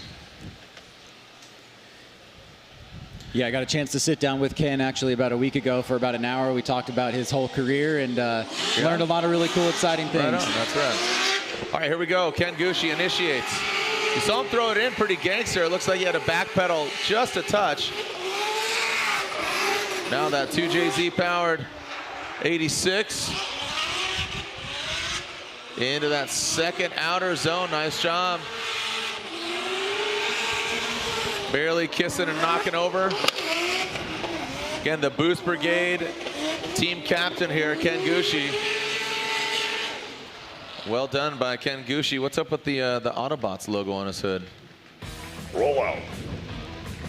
You got to do your Optimus Prime. Yeah. All right, here we go. Ken Gushi, run number 1. You can see nice initiation there. As you said, Jared catches it, gets right back on throttle, stays pretty high on the bank here. Ton of wheel speed there, generating a lot of smoke on that second hash mark through that inside clip. Entering now that second outer zone. Back on throttle, keeps it really deep. Just going a little bit long there, but almost flawlessly executed. Now getting out to this touch and go here on that second hash mark, and then tight through that final inside section. So Ken Gushi, a good start here. Had a nice ride on the bank, and you can see here leaving outside zone number 2 for Ken Gushi. And there's Ken Gushi scoring 87, and 87 puts him into that number 3 position. So originally from Lithuania, Odi Bakshis. Now in Wrightwood, California, just in the Los Angeles Hills. Odi Bakshis, Falcon Tires, one of the frenemies, him and Matt Field, creating a video series based around their relationship. Here we go, Falcon Tires, drift wheels, field suspension, and Odi turns on the smoke machine. Man, really staying on it. You could hear it just in that transition, barely lifted whatsoever. This thing making all sorts of noises here through that loop section, all the way out to that outer zone where that quick touch and go makes about the second hash mark there, Ryan, on that final front clip. But man, he just did not lift whatsoever. He put a cinder block on that pedal and just pulled it off. Well, I don't think I need to remind you or a lot of the fans out there that remember last year that Odi Bakshis is no. Oh yeah. He is no stranger to attrition. Last year was an unbelievable event where he had so many one more times. It was one of the first times we went into the nighttime. And as he was crossing the finish line in the finals, the engine popped. He ends up winning the event. It was unbelievable. It's what started a surge for him on the second half of the season where he made a big charge. So Odi Bakshi's, as you can see from his qualifying run there, pretty solid overall here as he leaves his second outside zone. But he is the defending champion of this event and will certainly be one to watch. This kind of track definitely favors Odi, somebody that is just a phenomenal chase driver and can put his car where he wants to. And you can see right there, Jared, it pays dividends in run number 1. Yeah, and you know, all these guys are going for that Black Magic #1 qualifier position, 92. Odi Bakshi's with a 92. And again, that #1 qualifier receiving some cash in the hand, as well as some Black Magic goods. So again, these guys going for it, and Odi Bakshi currently sits on top. I was looking for the money amount that they win. I think it's 500. Slide or Daijiro Yoshihara, one of the legacy drivers since 04, turn 14 distribution, Falcon tires, Subaru BRZ. His turbocharged LS under the hood. Dai Yoshihara. Kind of a quieter exhaust, though, compared to previous rounds, it seems like. But regardless, definitely putting the power to the ground. Woo-wee. Nice job there from Dai. Again, another vehicle just making a bunch of crazy noises. A fun factory here of Dai Yoshihara.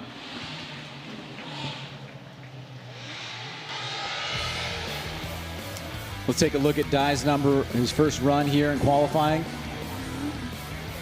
Rolls into the initiation here. Could have let it float out a little bit further, would have given him a better line on the bank. You can see he moves his way up as he gets through that section of the course. Tight there, good transition.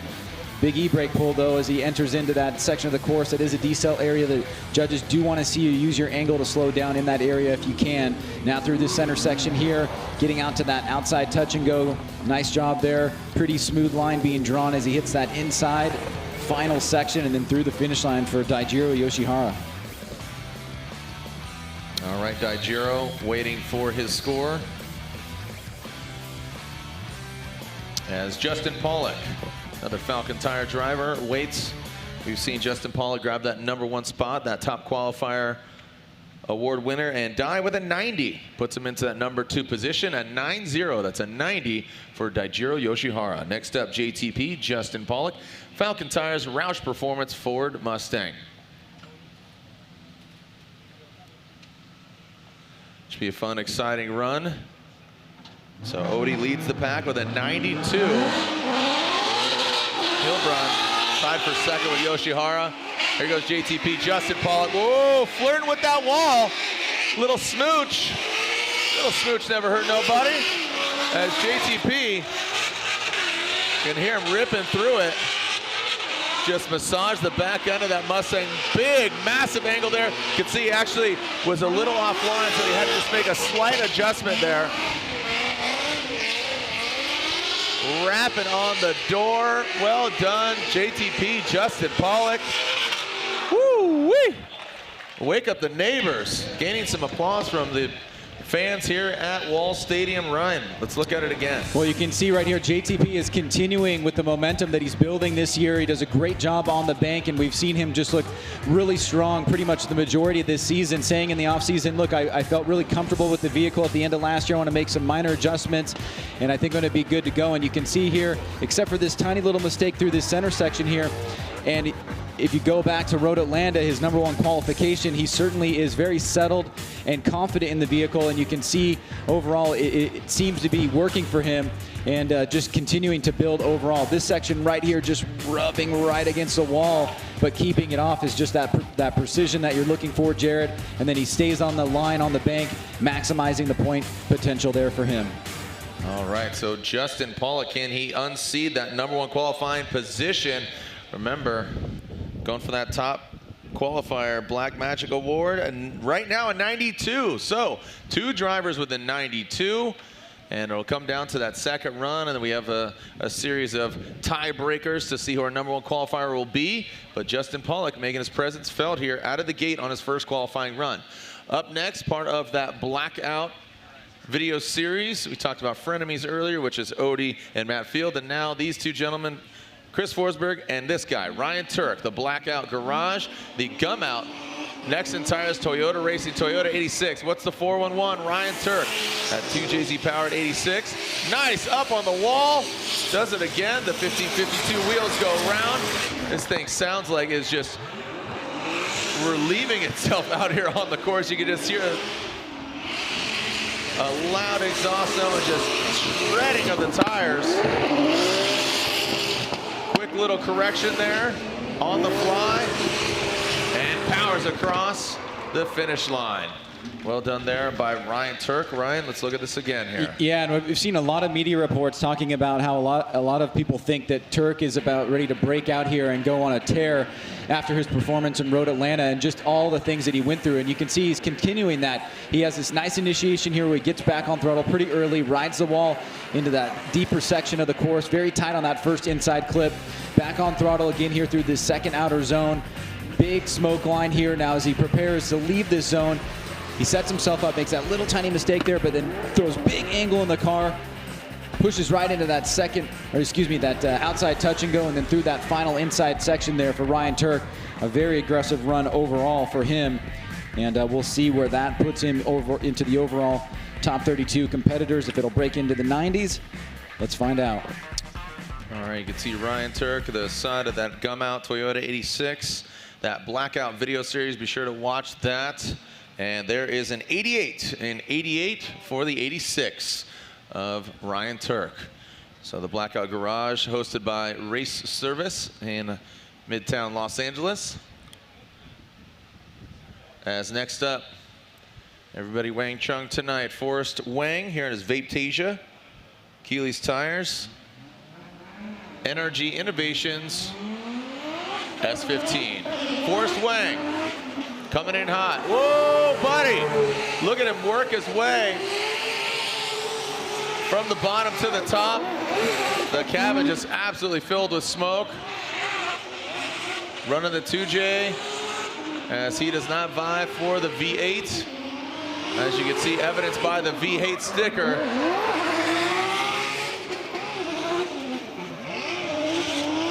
He was on line there, but then overshot just that final front clip. But again, Forrest Wang changing his theology from 2 years ago to now. And if you recall, a couple of years ago, the incident went down here, but it's great to have Forrest Wang back in the mix. Well, you can see right here, he starts off very strong, a risky maneuver up on top of the bank, dragging the bumper there, maximizing his points out, tight on that inside clip. Forrest has always been one of the more stylish drivers, a very personal style. And you can see here that as he leaves this second outer zone through this section of the course here, he's going to make a little bit of a mistake by not getting out to this outside touch and go, and then being a bit tight here, or excuse me, a bit long there on that last inside section. But overall, a good performance for him. One thing that he's done this year, Jared, is that he's really been able to get the speed up in the vehicle. And so for him, matching that style and speed has been something that's kept him really high in the points and done well for him in overall competition. Boom, an 85. An 85 puts him currently into a number 9 position. All right, we are now into our top 5 drivers for run number 1. Remember, we will see all the drivers go at it once again. And then tomorrow is game day, head-to-head action. Again, we have 2 drivers tied with a 92 here in qualifying.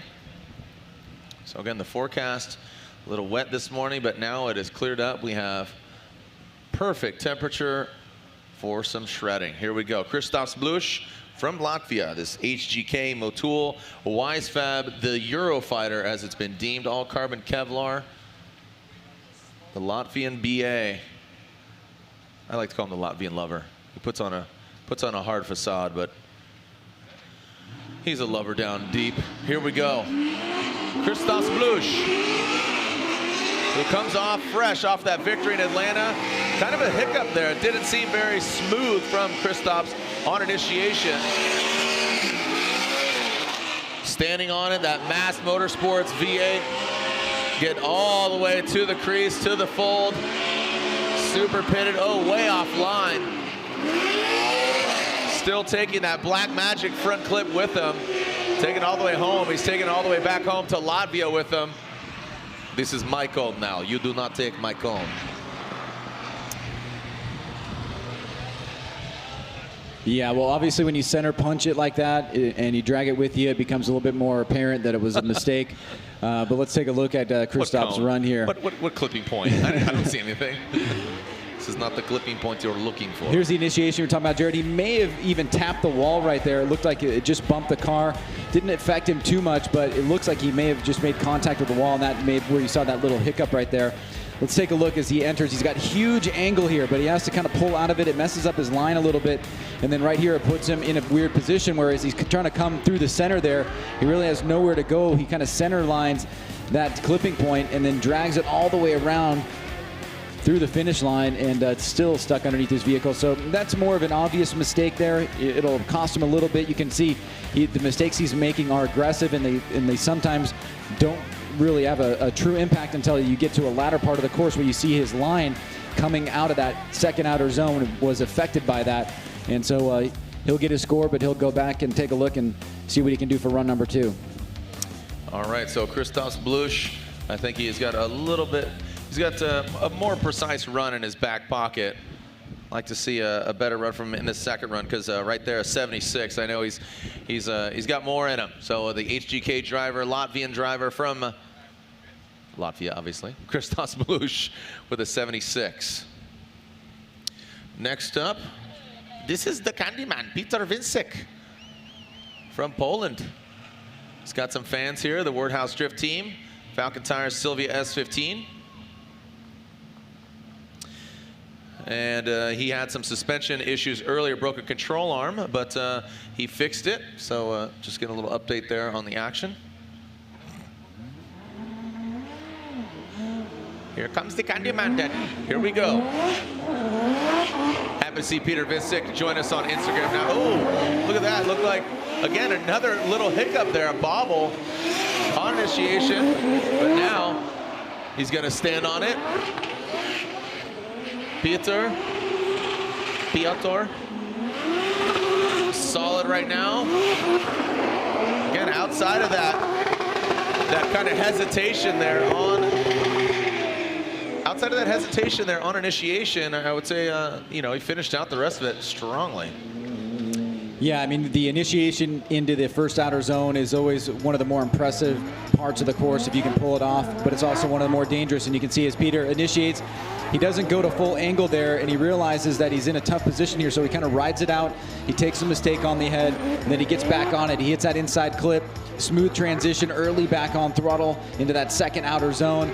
Nice smoke line here. You can see just the fluidity leaving this section of the course, coming through the center section, deals with the bumps pretty well, gets to that outside touch and go, and then nice tight line there through that final inside is Peter Vincek. So as you said, Jared, just a little bit of a mistake early on, but makes up for it on the latter part of the course. All right, so Peter Vincek waits for his score as his Wordhouse Drift teammate warms up his tires. He is your defending champion, James Dean. Vehicles look almost identical outside of the numbers, their lineage, but all that, the vehicles look very similar. Peter Vincek with an 87 for the Peter Vincek. All right, James Dean, car number 130, the machine. Eats green beans, very lean and mean. Here we go, James Dean. Wordhouse Drift team, Falcon Tires, 2J, S15. Again, your defending champion, the machine, rightfully so. Last year, multiple podiums, taken to a dominant championship, 2017 here. Wow, look at that, into the wall, taps it. Exchanges some paint, shredding it into that second outer zone. Almost gets, almost lifts him up. Little Josh Groban action. You can see had some wavering there. Into that front clip, into the final front clip there of the second hash mark. So James Dean getting intimate with the wall there. And, Just peel- Yeah, sorry. notably, Jared, really dealing well with the way that he made contact with the wall. That could have been a lot worse. Looks like something actually fell off his car there as he got ready to come down the line. Very deep right here, and then there, that little tap, but he deals with it well. He pulls a little bit angle out of the car, but he stays focused, gets back on it, and then you can see he finishes up this second outside zone as if that mistake didn't happen at all.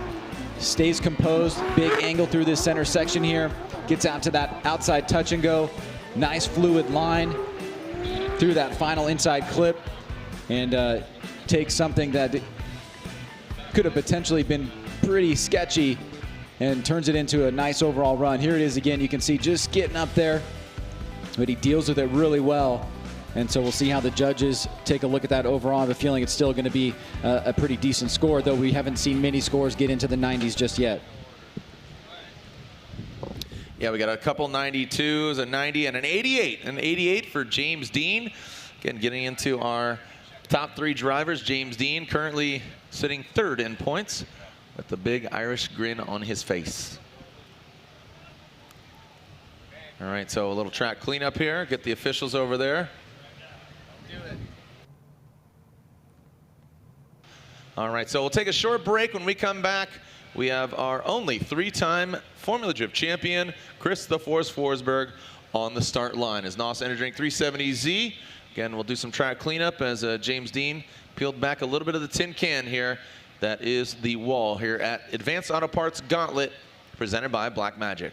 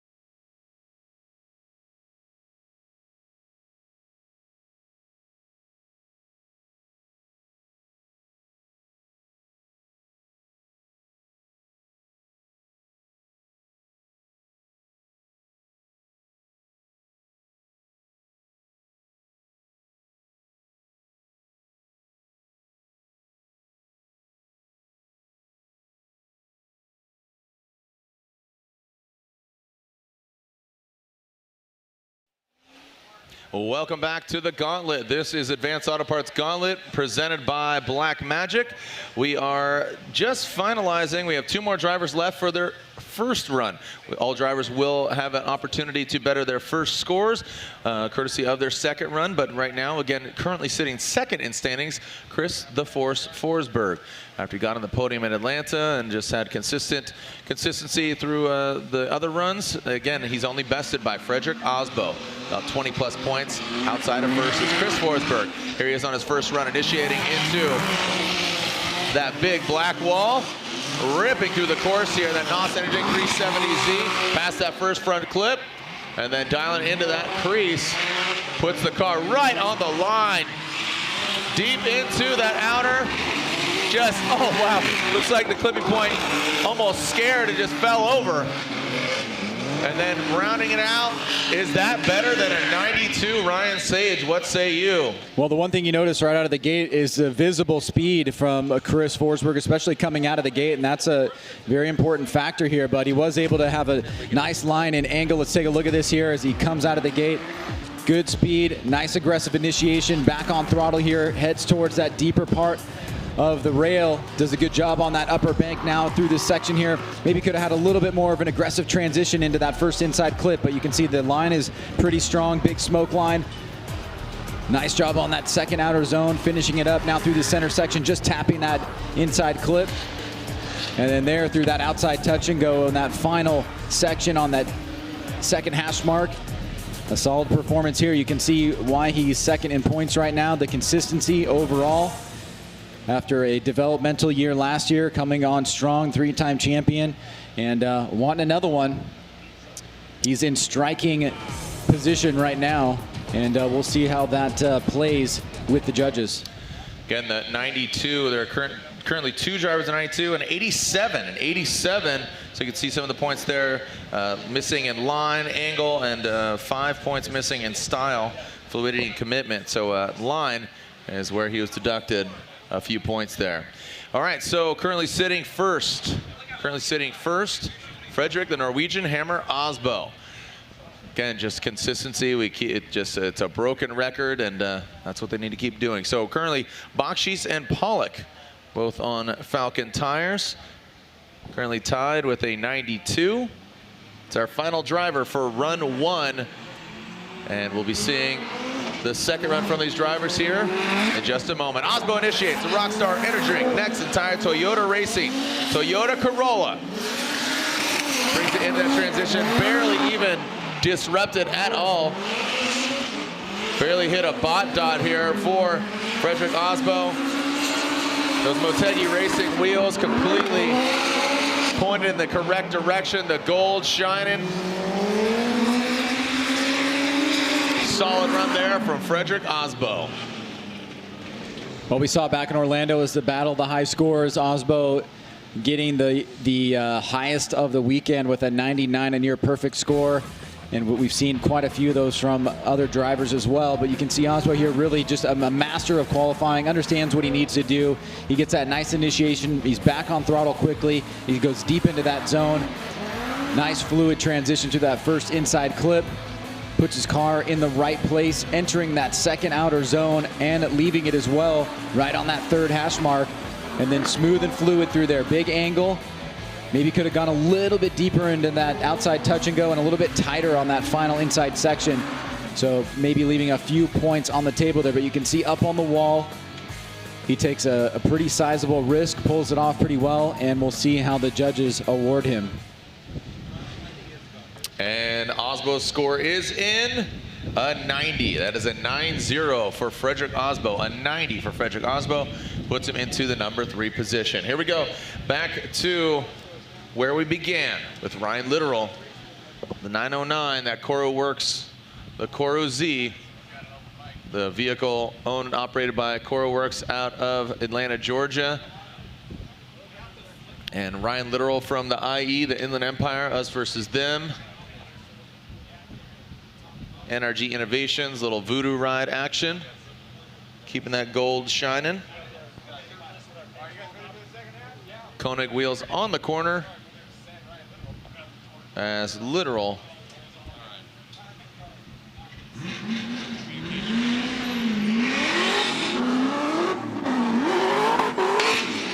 Literal with the feint initiation. Ooh, buddy. Flirting with that wall.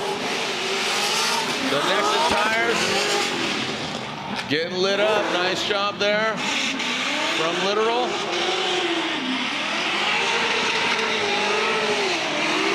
Good posture, good stance from him. This LS powered 350Z brings it across the finish line. And Ryan Literal out for it, going for gold.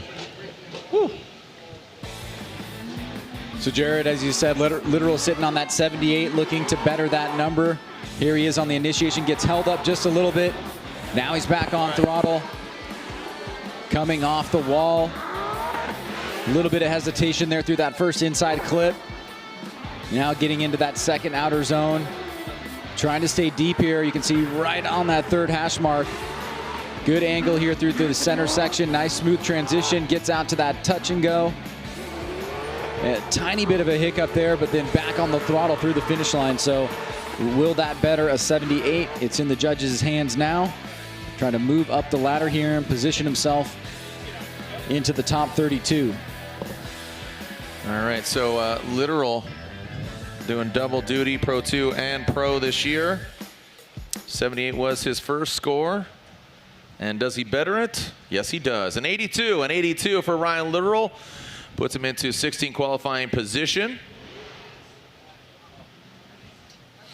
Yep, so as Farouk Kawai.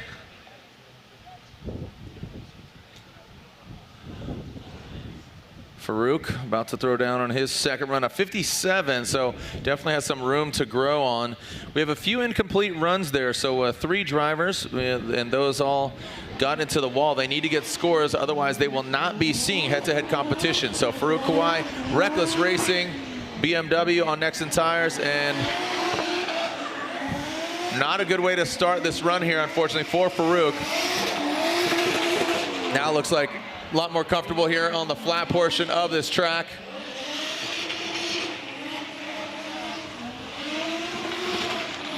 Boom, right on that front clip. Into that outer touch and go area. And tight too at the second hash mark on that final front clip. So Farouk does that better, a 57 for him. Like I said, a lot more comfortable on the bottom portion of the track. Just that initiation was a little late and a little wonky. Yeah, you can see how much of an important role that it plays here. The commitment there from Farouk, just a little bit off, and he did a great job not making that an incomplete. He could have stopped there, but he stayed in it. Now he's trying to continue through the rest of the course. Looks much better here. His first run was a 57, so looking to better that. You can see as he comes through this center section here, trying to reach out to this touch and go. Decent line there, a little bit tight, but through that last section of the course, he is done with run number 2 and done for the day. Will he better a 57? That is the question of the moment. Alex Hilbrun up next. He is on the start line. He had a 90 on his first run, and Farouk does better considerably. Flip those numbers around, a 57 to a 75. A 75 for Farouk puts him into the 27th position. So looks like that is so far the lowest score. So might have a few buys here potentially as we are waiting for, again, those 3 drivers we have that have incomplete runs. But a 90 on his first run for Hilbrun. The Inca Madness Racing, RTS, Nitto tires, BMW on field suspension. Whoa, Hilbrun. Wow, really going for it. A big, massive flick. Hilbrun had some bad luck in Atlanta, but he wants to come back. He wants to get on the box. His counter lock is on point right now. Knocks over that front clip. See a quick little yank of the brake. Get that thing to get the back end out. Wow, let's look at this again here. That was nasty, man. Well, trying to break the tie for third place with Daijiro Yoshihara, but Jared, honestly, I think that is one of the most committed initiations we've seen all day, if not the most committed. I mean, full throttle, pointing the car, snaps right into it, right up against the wall. I love the way he did that initiation. He snapped right to it, held the angle there, full commitment. Now as he comes down into the center section of the course, after that inside clip off the bank, he draws this nice line through the second outer zone. Not too many mistakes there. And then through the center section, handles the whoops, gets to that first line of that outside touch and go, and then through the finish line here. Is that going to better a 90? It certainly had a huge impact. I mean, he's pointing the front of the vehicle right towards the wall and then snaps it back around, puts it right in the pocket, and then he gets right back on the throttle. Tremendous job by Alex Hilbrun. So he had a 90, which is a really solid score, and I'm trying to recall in my head, but look at that. He actually does not better his first score of a 90. He has an 89, but back-to-back, a 90 and an 89. That's showing he is going for it. So Alex Hilbrun, Enke wheels on the corner. You got the Nitto tires, field suspension, Inca Madness Racing. Next up, another Formula Drift rookie. He did get a score on his first run. He had a 76. Federico Sharifo in the Triple F drifting department. Ferrari. Twin supercharged, 12-cylinder. One of the most exotic vehicles ever to enter Formula Drift competition. Just from the showroom floor, it is probably the most expensive vehicle off the showroom floor in stock form. Just a heads up, from there it's really hard to see the indicator. All right, here we go. Federico Sharifo from Italy initiates. A lot higher of a line, gaining some confidence here for Federico. Running through the gears now into that second outer zone. A big, large lift, and literally lifts up as he goes off and beyond that outer zone. So as far as line, he'll have a deduction there, but it continues through the course, gets all the way to the outside zone, see if he can tighten it up. A good second effort there for Federico Sharifo. Yeah, and Jared, you called it. You can see just how important the line is, especially on that second outer zone where it becomes so noticeable that you're offline. You lift the back section of the car. You can see inside the car there with Federico having a little bit of hesitation as he gets into initiation. Now he's ready to go. Gets to the middle section of the bank and then is able to fill it. Now he's coming down off the bank into that inside clip. Here is where he goes up off course. And when he comes back down, he has to make a little bit of an adjustment there. So as you said, there will be a little bit of a deduction on line, but he's out to that touch and go. Wrap around the final turn through that last inside. And Federico Sharifo is done for the day, looking to better 76. And he does with an 80. An 80 for Federico. Nitto tires in the corner, the 18 position. And 80 betters his 76 on his first run. Dean Carney coming all the way from Ireland with a 76 in this backup car, this rented vehicle, Oracle lining, Achilles tire. Dean Carney having some bad luck, but I know he came and approached me earlier. He says, yeah, Forrest Wang isn't drifting two cars out here. He's driving this vehicle. He had to rent it, so looking for Dean to have his vehicle at the next round of competition.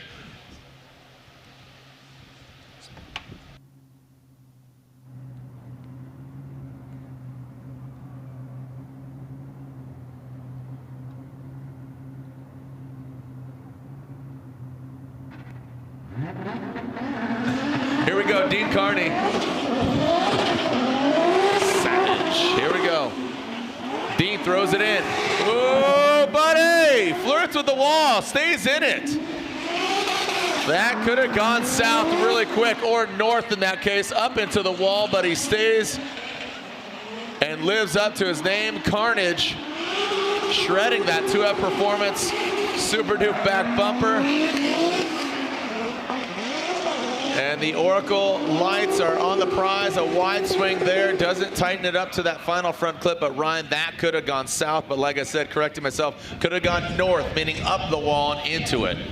Yeah, nice play on words there, Jared. Man, that's good what job. I do. It speaks for a livings. Well, let's take a look at Dean's run here. You can see the bumper suffering a little bit of cosmetic damage there, but a great save by Dean, as you mentioned. Could have gone bad there for him, but as he comes in, nice aggressive initiation here. He's back on throttle. He had to point it in a weird direction there, and that's where he's going to tap the wall. but he stays in it here, throttles through, gets down off the bank into that first inside clip, now heading into that second outer zone. He's back on the throttle pretty early here. Tries to draw a nice line, exiting that second outer zone, now through that center section, getting out to that outside touch and go, and then all the way around, finishing up. He goes a bit wide there on that last inside section. Here's the initiation again. You can see he's on the e-brake and then back on the throttle here. Watch how the car kind of points itself, and then the butt starts heading up towards the wall. That's where he taps it.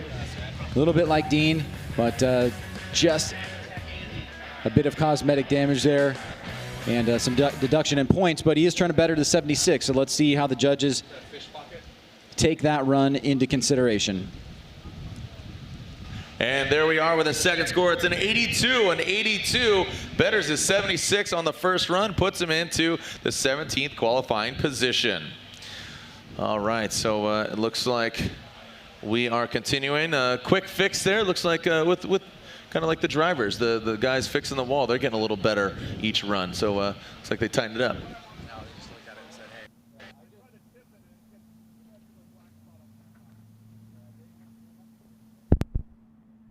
Pockets.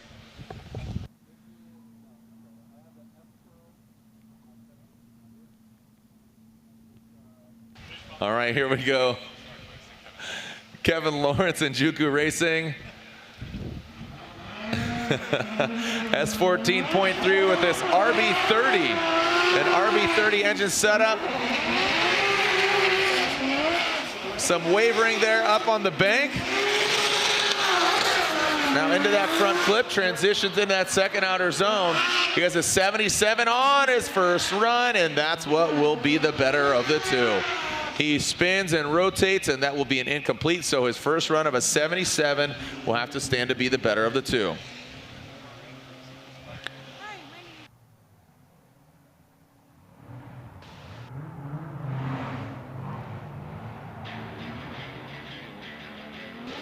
Let's see what happens to Kevin Lawrence here, Jared. He was looking to better that 77, as you said. I like that initiation, and he kind of points down a little bit.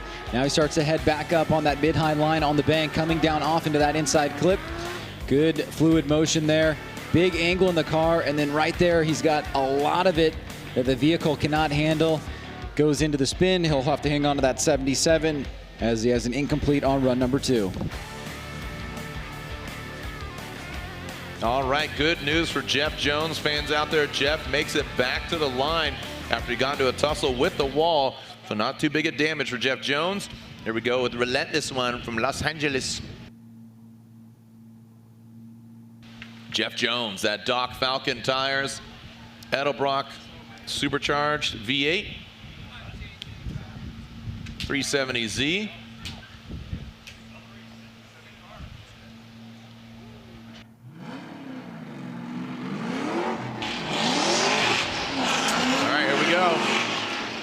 Jones throws it in, stays off the wall this time. There we go, buddy.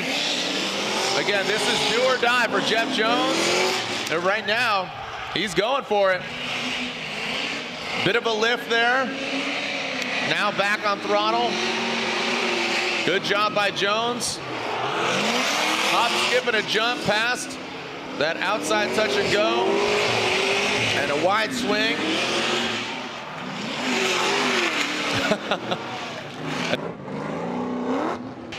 Little harnessing the spirit of Sam Hubinette right there. What's going on? Drift you later, dude. Well, I think he was excited that he was able to deal with the pressure very well. Jeff Jones didn't need that 100-point run, just needed to get a score on the board, and he's able to do just that.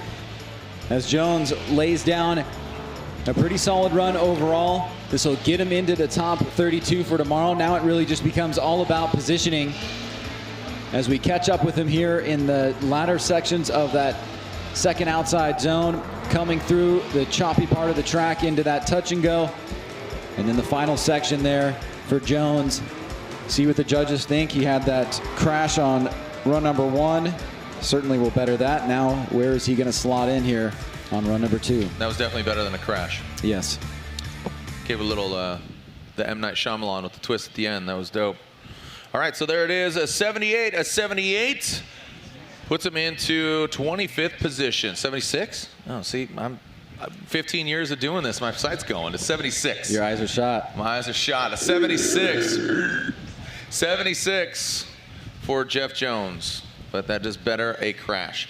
Another driver that got into the wall, the committed Galp S chassis of Austin Meeks. Austin Meeks, one of the best dressed drivers in the drivers' meetings. He wears a full-blown 20-piece suit, seems like. Here we go, Austin Meeks. He crashed into the wall in his first run. This is another driver that needs to get a score. Seems like he's playing it a bit safe here. Oh no, Meeks. Oh man.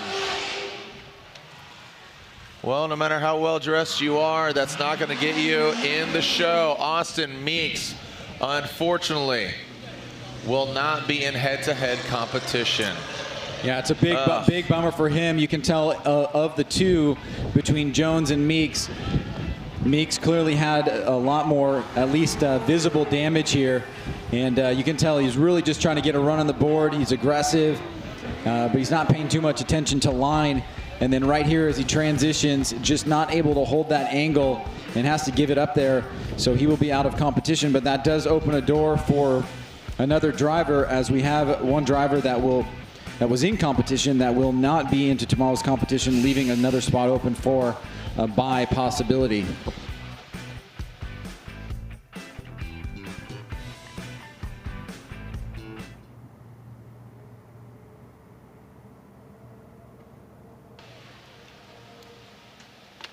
All right, so with 31 drivers in, and with Austin Meeks not getting a score, that means everybody else will be in there. So looks like two buys will be going on tomorrow. So not only is the bragging rights of #2 qualifier, and also, of course, the #1 Black Magic Top Qualifier Award winner. You win the bling, you win the cash, you win Black Magic car care products, but the top 2 qualifiers will have a fast pass from today into tomorrow's top 16.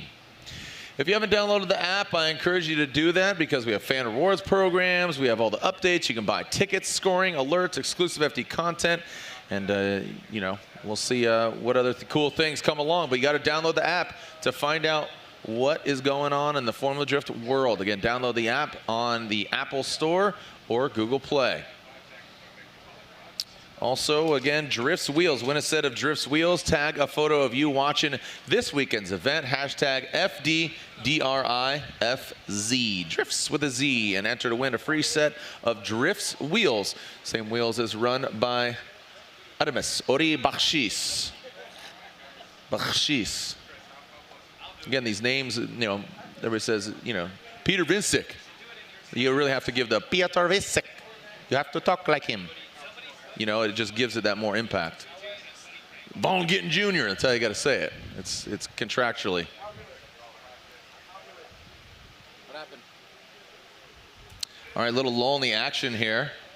Somebody just totally brain farted, not showing up. Larry Chen's just going to walk on track whenever he wants because that's what Larry does. Just on a safari down here with a safari hat. All right, so our next driver was to be that of the menace, Kyle Mohan.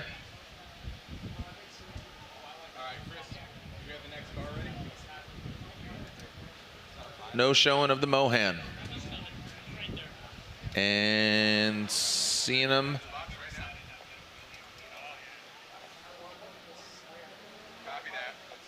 All right, looks like Mohan is in the burnout box. And he's warming up his necks and tires. Ryan, how's it going, man? How you feeling? Feeling old now? 15 years doing this stuff? And we knew each other prior to that. Fortunately or unfortunately, depending on how you look at it. Nothing, no feedback? Yeah, I think it's fine. The infamous F word, fine. Ryan and I go do voiceovers in Burbank, and I go, Ryan, what did you think of that? Was that good? It's fine. That's just that's neither a yes, neither a no. It's fine. It'll do. Our good boy Jared Underwood, who's our audio engineer, and Shimron on the phones. He calls in, and we have one heck of a time. It's pretty good memories over the years. Any fond memories stand out to you over 15 years, 100 rounds? Oh, there's tons, there's so many. How about like Texas and getting in bar fights and ridiculous stuff like that? And then the off-track stuff is always kind of the most memorable for me. But of course the battles. I always just think of Alex Pfeiffer and Sammy Hubinette.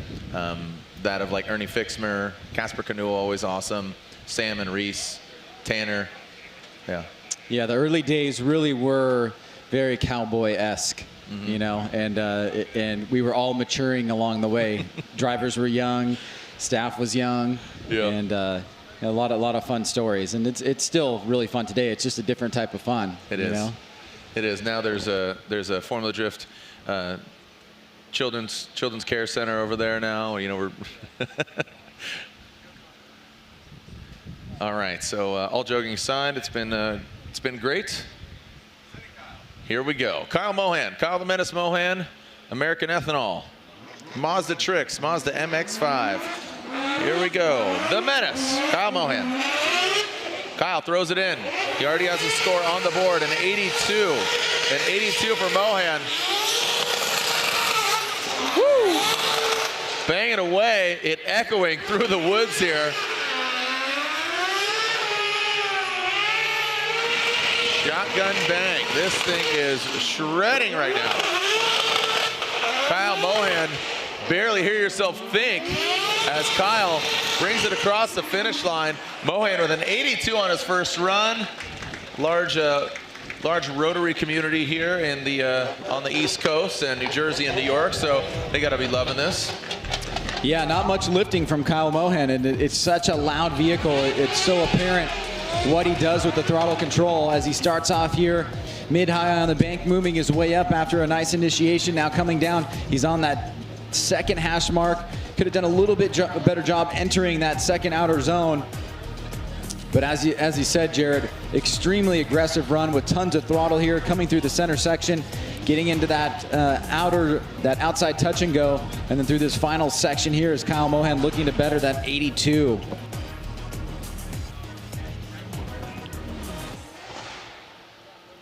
All right, so the 82 does get bettered by just 1 point, an 83. That's an 83 for Kyle Mohan, and 83 for Mohan on his second run.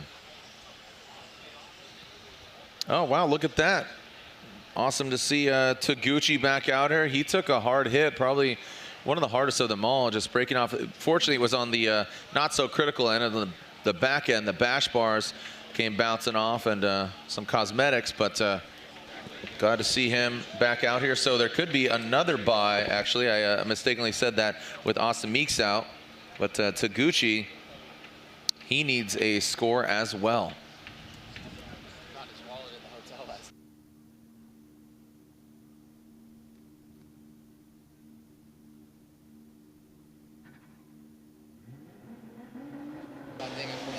Wow, all right, well, we'll see if Taguchi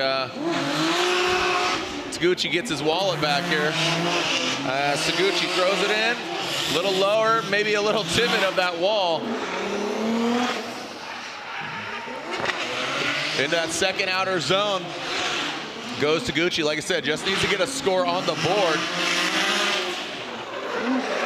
Kazuya Taguchi, one more clip away from getting a score, and we'll be seeing head-to-head competition tomorrow.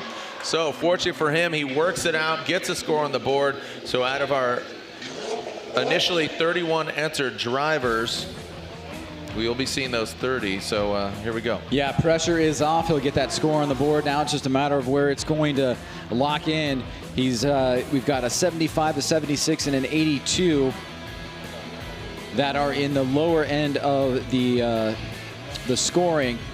So he's trying to get as high as 80, I think would put him out in good position here. Let's find out as he comes through this last section of the course towards that touch and go, and then through this final inside section here after sustaining some pretty solid damage. Here he is entering that second outside zone. You can see he got into it a little bit offline there, but make some up here through this section, second section of the course.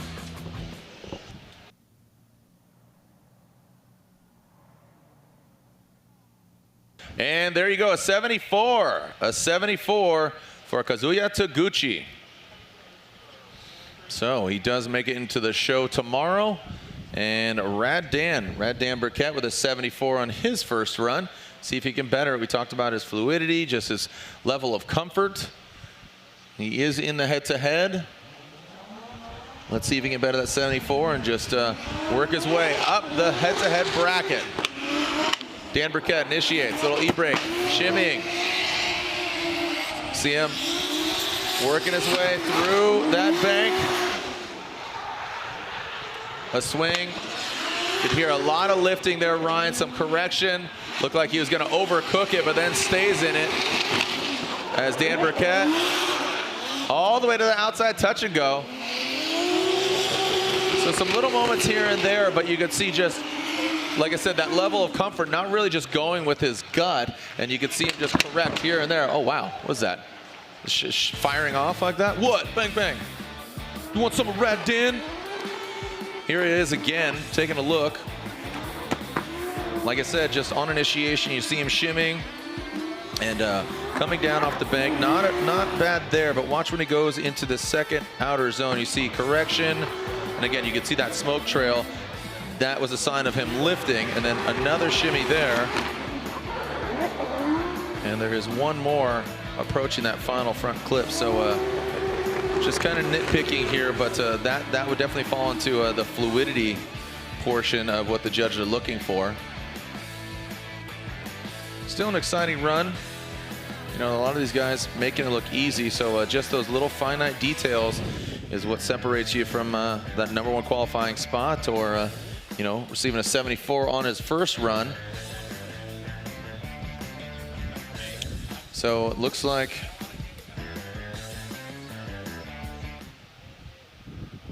Dan Burkett does better his first score, a 78. A 78 puts him into 23rd position. So that just goes to show you, a 78 puts you into 23rd. Next up, Vaughn Gittin Jr. He had an 87 on his first run. This Monster Energy Nitto tire, Ford Performance Mustang RTR. Vaughn Gittin Jr., former Formula Drift champion. The 25. Just purchased a Ford GT. That was pretty sweet. And he had a really humble post about making that purchase of, you know, the supercar. Pretty sweet. So stoked for him. Excited to see what he's going to do. And today's National Donut Day. If you didn't see the video, he rocked a few donuts in that Ford GT. So check it out at Vaughn Gittin Jr. And Vaughn is ready to send it. Here on his second run, an 87 on his first score.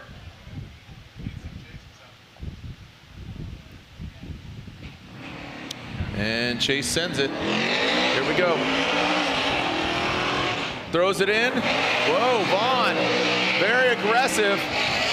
Almost dragging the wall. Into that flat portion of the track. Gets into the crease, gets into the groove like Madonna. Oh, buddy, hangs it out there. Takes out that front clip once again. That's what he did on his first run. Taking out the signature RTR lights even on the front end. Vaughn Gittin Jr. gets up, but that was after the finish line. Vaughn really going for the gusto here, Ryan. Yeah, well, he's got that 87, looking to break into the 90s if he can. He's got a pretty good score to start off here. Let's take a look at this run and dissect it. Pretty solid initiation, snaps to it, gets nice and high on the bank, stays with it on the line. Consistent down coming off into the bank in that first inside clip. Enters the second outer zone at the right time with the right line. Stays on that third hash mark. Right there, a little bit of a mistake leaving that second outer zone, and there you can see the lift going up past that outside touch and go. So a couple little mistakes there. We'll see how that affects the score overall, but nonetheless, he's got a good start with that 87. Here you can see that little bit of a flub, just some fluidity and maybe a little bit of a line problem. And then here as well, just lifts up there.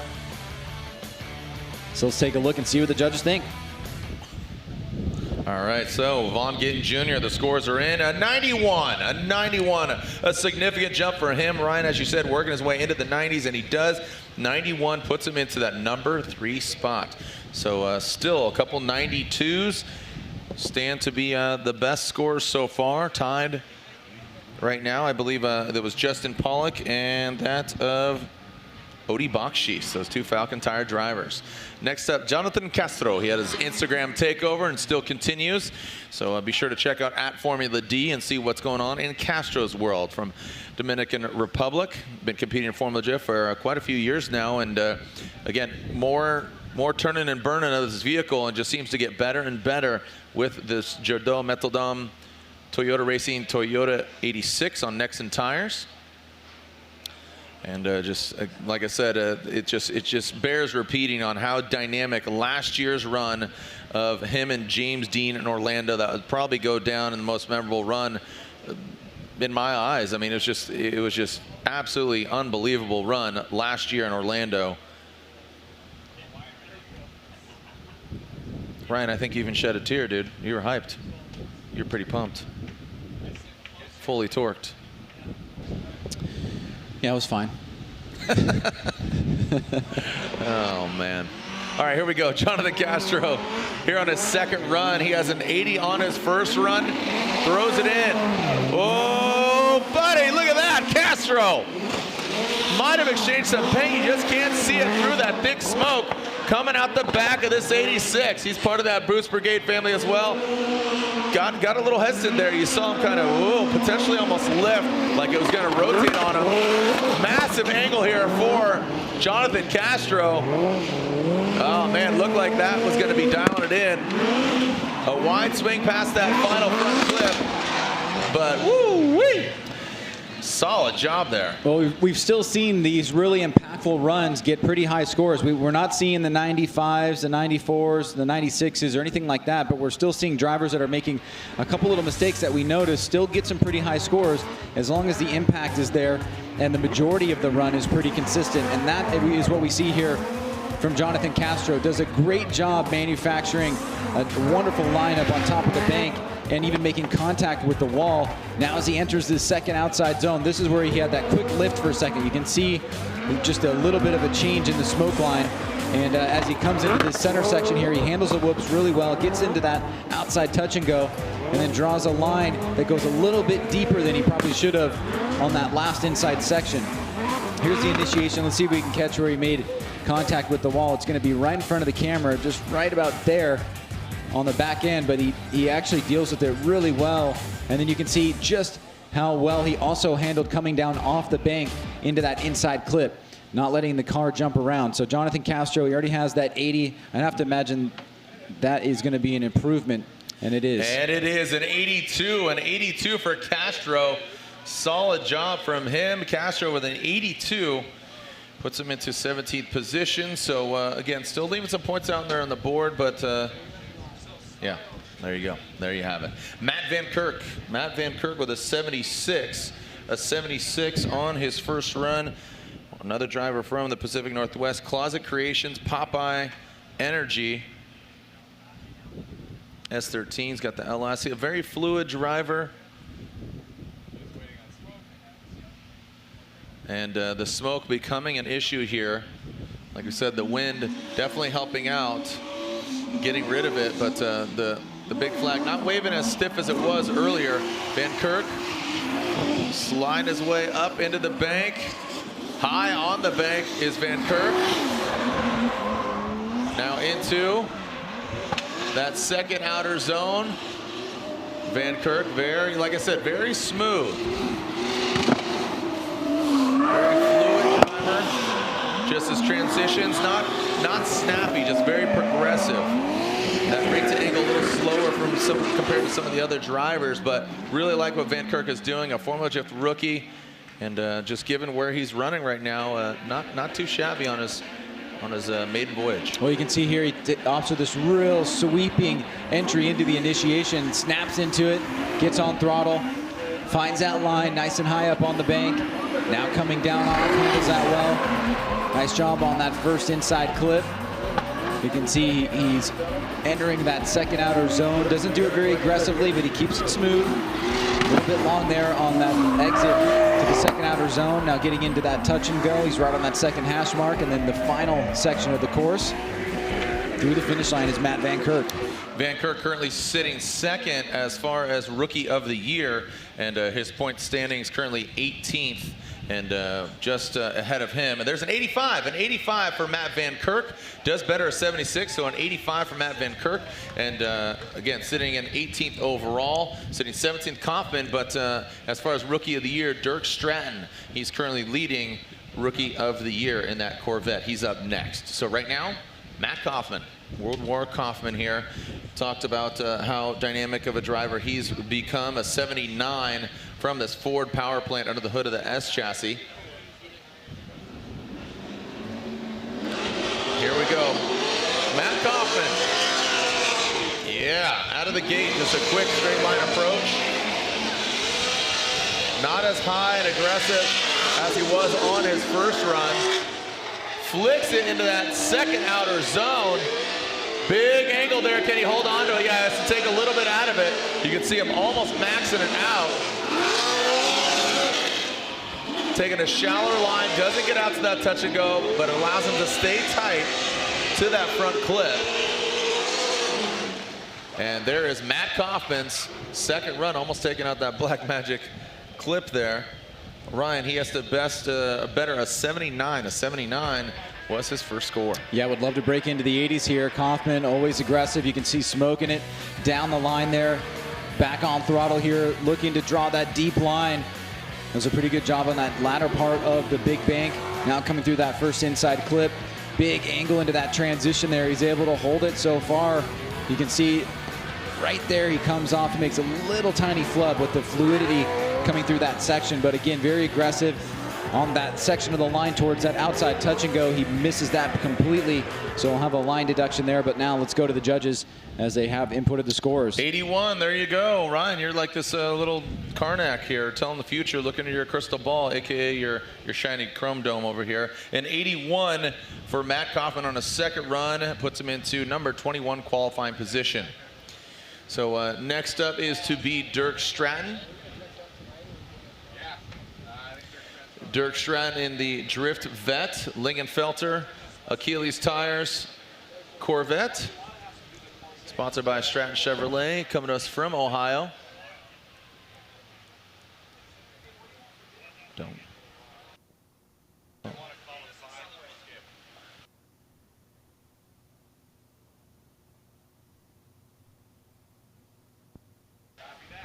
All right, so again, we're waiting for Dirk Stratton here, and now's an opportunity for you to text and win a MagnaFlow exhaust. Again, you can win a MagnaFlow exhaust. Text MF Drift to 555-888. Again, 555-888. Text MF Drift. You're sitting here, not doing anything, no car on track, good opportunity. MF as in MagnaFlow Drift to 555-888, and you can win a MagnaFlow exhaust. All right, so, and also embrace the heat, start the conversation, join the community. Go to formuladee.com and join the community. Hover the button, click it, stick it, send it. Join the community on formuladee.com. All right, so a little lull here in the action, waiting for Dirk Stratton, the dagger. But looks like he's sharpening his blade for his second run here at round 4, the Formula Drift Black Magic Pro Championship. This is Advanced Auto Parts Gauntlet presented by Black Magic.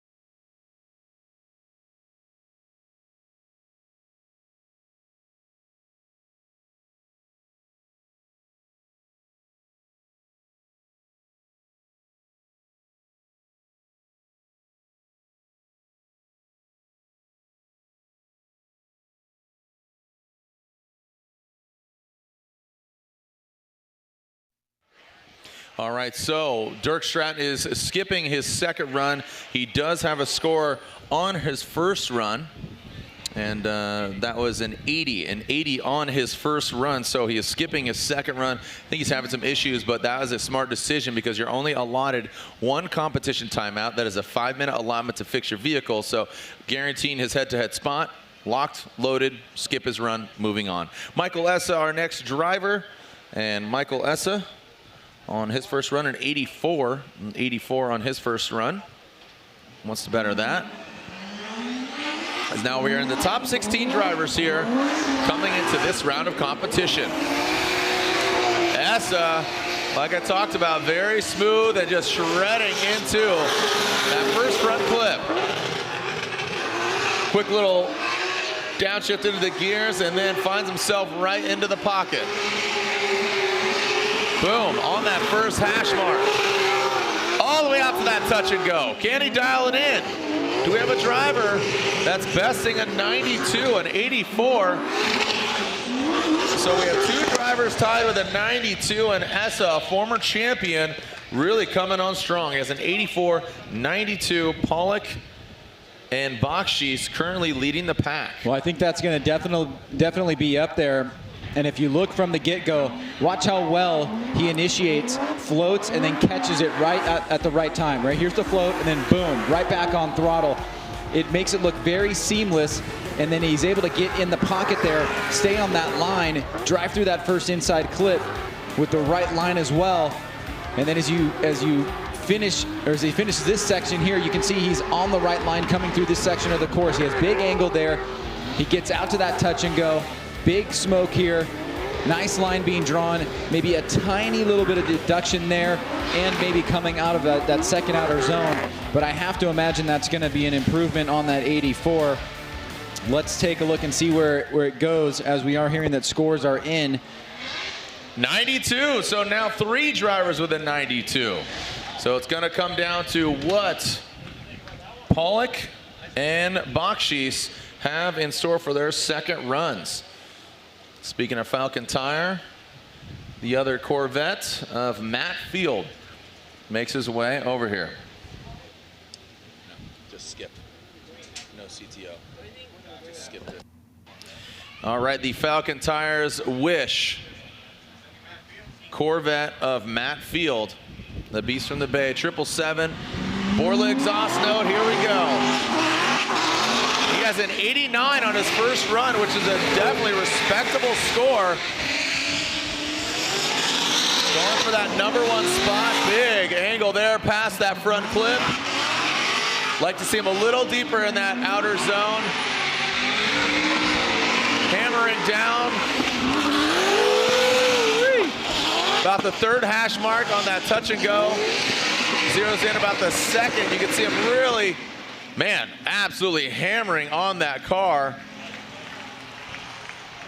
An 89 for Matt Field. Also an update, Chelsea Denofa was to be ahead of Matt Field. He is skipping his second run. So Chelsea Denofa skipped his second run. Let's take a look at Field here. Into that initiation, also doing good job catching the float, getting right into that deeper part of that outer zone.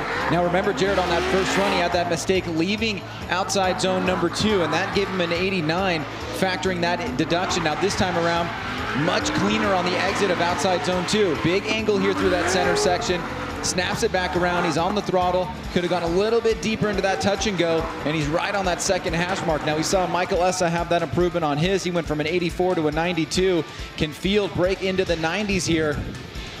On the face of it, it looks like a strong competitor to get into the 90s. Yeah, look at that. I mean, just hammering down.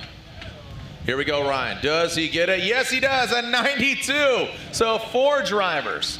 So Matt Field, as it stands right now, because Essa had that 84 and a 92, Field with an 89 and a 92. So depending on where Pollock and Bakshis, we're talking about that frenemies. So now those two frenemies both with 92s, but right now Alec Honordale with an 85. An 85 in that Black Magic S14. Woo-wee! Blending into that black wall. Into that second outer zone, that supercharged V8 S14. Oh, it throws too much angle at it. Has to unwind a bit. Throws him offline. Gets out of shape, gets it wild. Man, the Destin Floridian getting buck nasty here. He got wild. He threw in way too much angle, had to unwind it, and threw him off his line, Ryan. Well, you could see that mistake starting to materialize as he was leaving inside clip 1. He was carrying so much momentum there. He had to use angle to slow the car down, but he just had too much, and he wasn't able to hold it. He does a great job on the first section of the course. He goes really deep into that zone, and then right here he's got a lot of speed. Right here he's trying to catch it, put angle in the car, but he's got too much. He realizes he can't hold it. He has to pull out of it. And then there again, he goes a little bit off course, hitting that exit cone to outside zone number 2. So I don't know that he's going to better his 85. A couple little mistakes there that were pretty noticeable. But let's see what the judges think overall as they factor in all the independent scoring from line and angle and also style, which is fluidity and commitment, 20 points each for that category.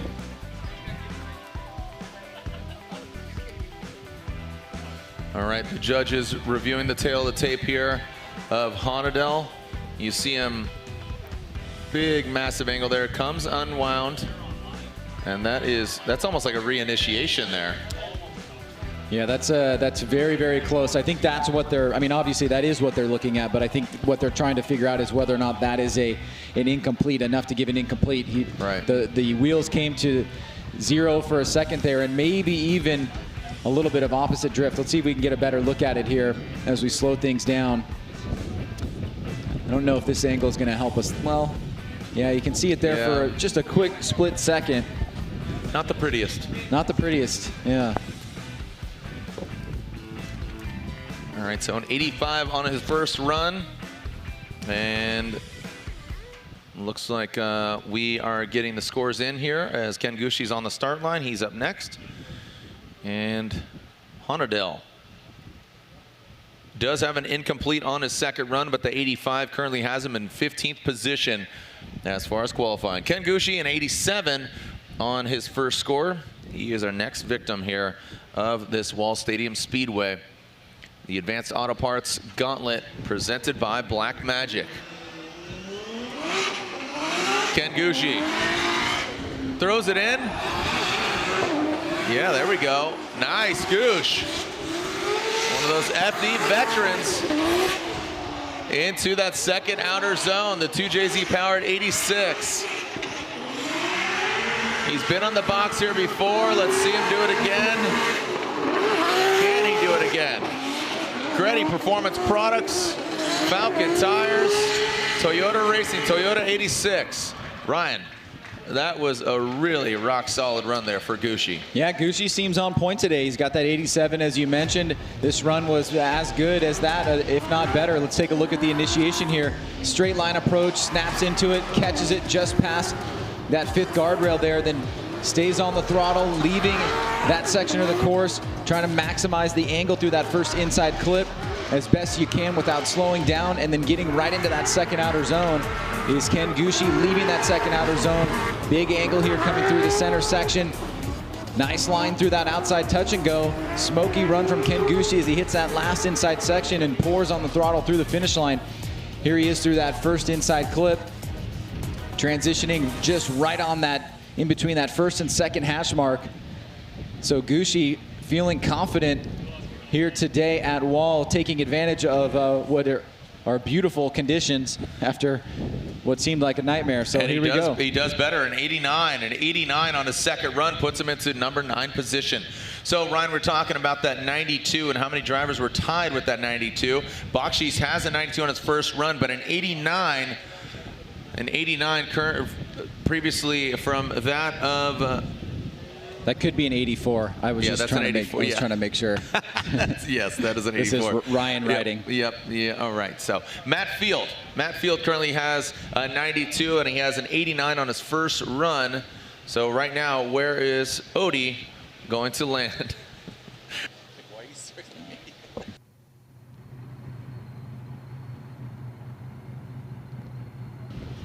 All right. So yeah, and Essa has a 84. to back up his 92. So, Ryan? Yeah, I was going to say, so as it stands, basically right now, Field is in first place on paper. Right, on paper. But here we go. Still a few drivers ready to rip. Oh, Odie Bakshi's. That Falcon tires. Fuel suspension. S14 in that second outer zone.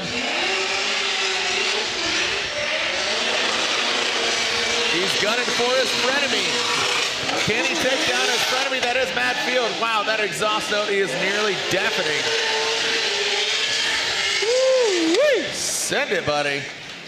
Wow. So again, does that better in 89? Basically, he's going against his frenemy, Matt Field. 89 or better. He's got first place locked up for the time being, and you get a sense from Odie what to expect from head-to-head competition here tomorrow. Very aggressive, lots of confidence.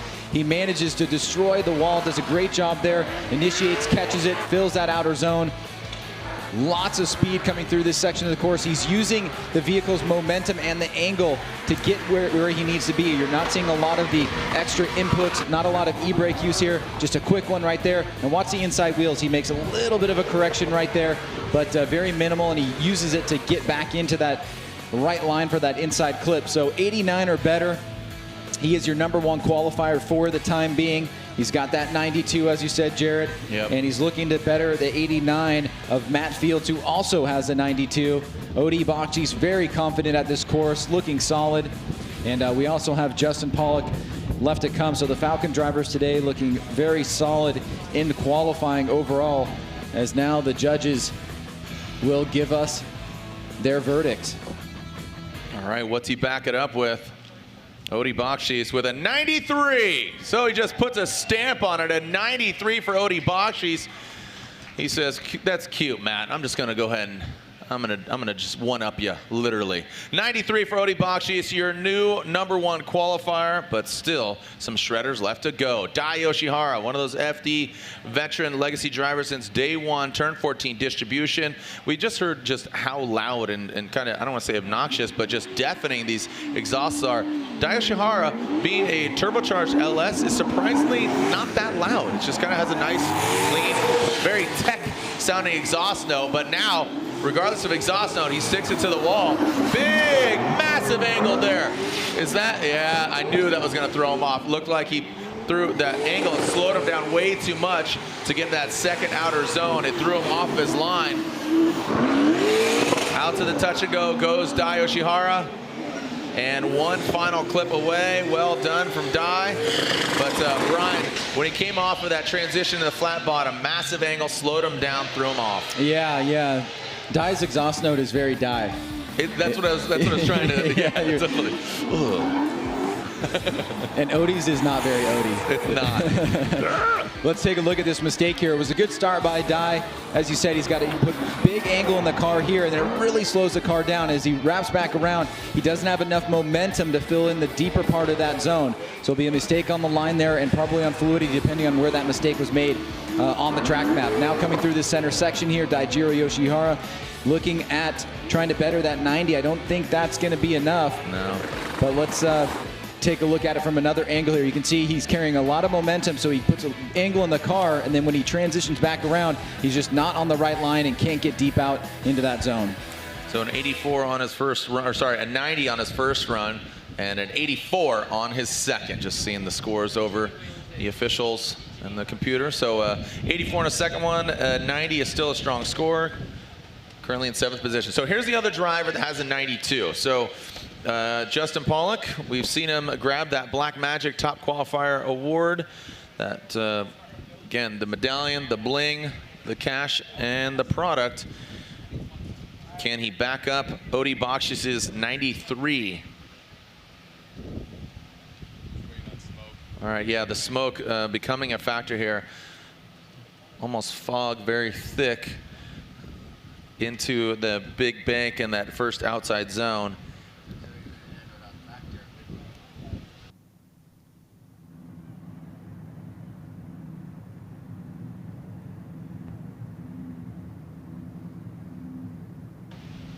All right, JTP Justin Pollock, Falcon tires, Ford Mustang. Thankfully, the wind is blowing it all. So a 92 on his first run. Few more drivers left to go. We are into the top 10. You can see the Fast Orange qualifying standings. Odi Bakshis at the top. Justin, what do you got? Justin with a 92 on his first run. Gets up into that wall. Comes down into that second outer zone. Goes Pollock. Big angle. Stays in it. Pushes that gas pedal through the floor. Into that touch and go. Into the final front clip. Ryan, that's a strong contender there. That is a strong contender. Can he take down Odi Bakshis? That was a very impressive run, given all the pressure and all the pride. Well, if he's going for first place, it's got to be a 93. It almost sounded like he almost missed a gear here for a second. Right. He kind of slows up. Now he gets back on it. Luckily, that short run up, he can deal with that. Stays deep into that first outside zone. Now coming down off. Great angle there through that first inside clip. Big angle here. Now he almost makes a mistake and has to pull some out, but he does a good job making it look proper. But then you can see he goes a tiny bit off course there, but we've seen the judges give some latitude there. And as he comes through that outside touch and go, he goes real deep and then kind of almost late apex as that drives around it. Here's that angle once again, really pushing the limits of the vehicle. Right there you can see just that tiny adjustment, but he makes it look smooth.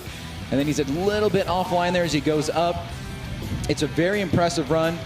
It has high energy, but is it a 93 to better or tie Odi Bakshis? Here we go, going to the scores. 95, a 95 from JTP.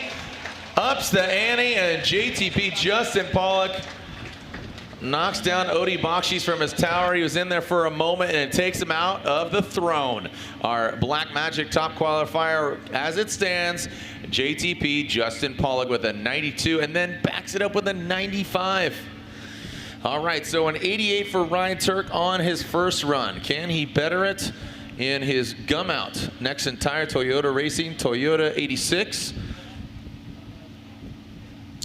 Again, the Blackout Garage show star, him and Chris Forsberg just announced their builds. He's building the 86. Forsberg's building the 350Z. Follow them on the Blackout. Again, that's Black Magic Gum Out, brought to you by, of course, Black Magic and Gum Out. PC Racing suspension on the corners. Here we go, the 2JZ powered Toyota 86. Ryan Turk throws it in. Oh, buddy, flirting with that wall. Into that front clip. Listen to that, just stands on a big heavy lift there though, Ryan. Massive lift, he was gonna overcook it. I talked about how he really was pinned with that throttle. You can hear that anti-lag just firing off. Woo! And there's Ryan Turk. So yeah, he was just on the throttle past that front clip. And another scenario that we saw earlier for one of the drivers, just overcook it and get out of shape. Well, it was no choice for him. He had to do that. He came into that section of the course really fast. He needed to get back some speed off, and there was really no choice there to do anything other than what he did. But he started off really strong here. I mean, this is still a solid run. Nice job by Turk coming through that first inside clip. This is where he puts a lot of angle in the car. He has to get on the e-brake. He realizes he's about to go up on course, so he gets back on throttle, has to make do with that little mistake there. Now leaving the second outside zone, coming through the power alley. Big angle here by Ryan Turk, getting on that first hash mark of that outside touch and go. And then through that final turn is Ryan Turk sitting on an 88. And now an 83, not going to do it. An 83, just with that major mistake there. He sits in 10th in his gum out Toyota Racing Toyota 86. And next up, Forrest Wang. We are currently about to get into the top 5. Forrest Wang sits just outside, comes in 6th position into this round of competition.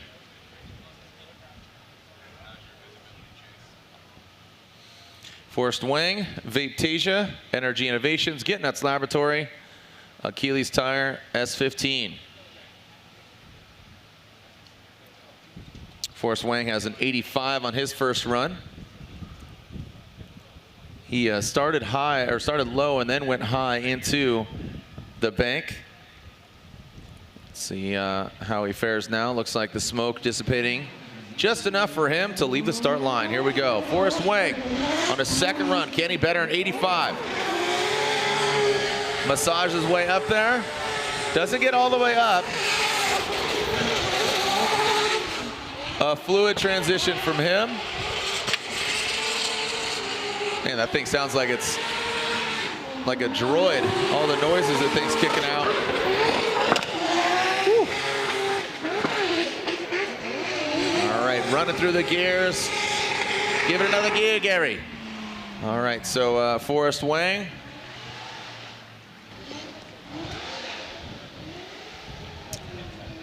Ryan, let's look at it again here. So Wang with that 85, Jared.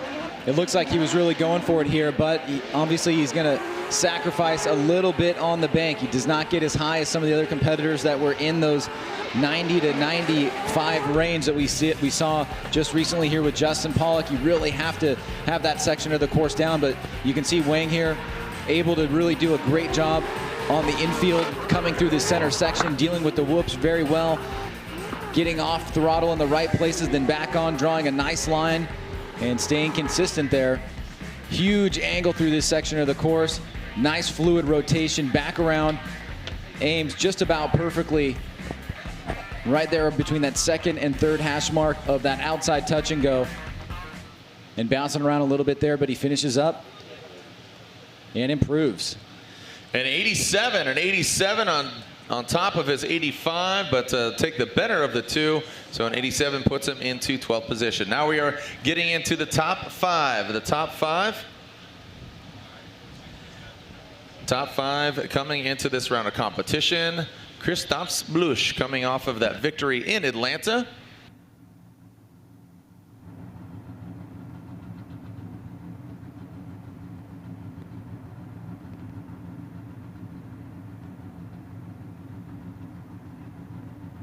Just an FYI, if you were anticipating going to the driver's autograph session, we will try to expedite the drivers getting out of their vehicles and getting over to the autograph session. We will have our dedicated hour autograph session, but again, once we have our final 5 drivers here completed, we will get them over to the autograph session. The tables and chairs are getting set up, so we will have that full hour autograph session. Here we go, Christophe Bluch, HGK from Latvia. In this Mass Motorsports oh, buddy, that could have gone hairy. Wow, that could have gotten really sketchy there for that Eurofighter BMW. The car looks really loose. Ryan, I mean, correct me if I'm wrong, that one I saw, Ryan, one, I saw you cringe, like he was going right for the wall. 2, the car looks really loose compared to the first run and even to last weekend. Well, you know, Christophe Bluch has the wherewithal to know to pull out of something here that could have got really dangerous, and that's this section right here as he starts pointing towards the wall. He sees what he needs to do. He makes an adjustment in the car. He'll take the mistake on the head. But yeah, he's just, he doesn't really seem to have that flow that he had in Road Atlanta. And it may just be some tweaks and adjustments because obviously we know this is an incredible vehicle with a driver that just came off of a win. So we certainly expect him to back that up here and be very competitive at this round.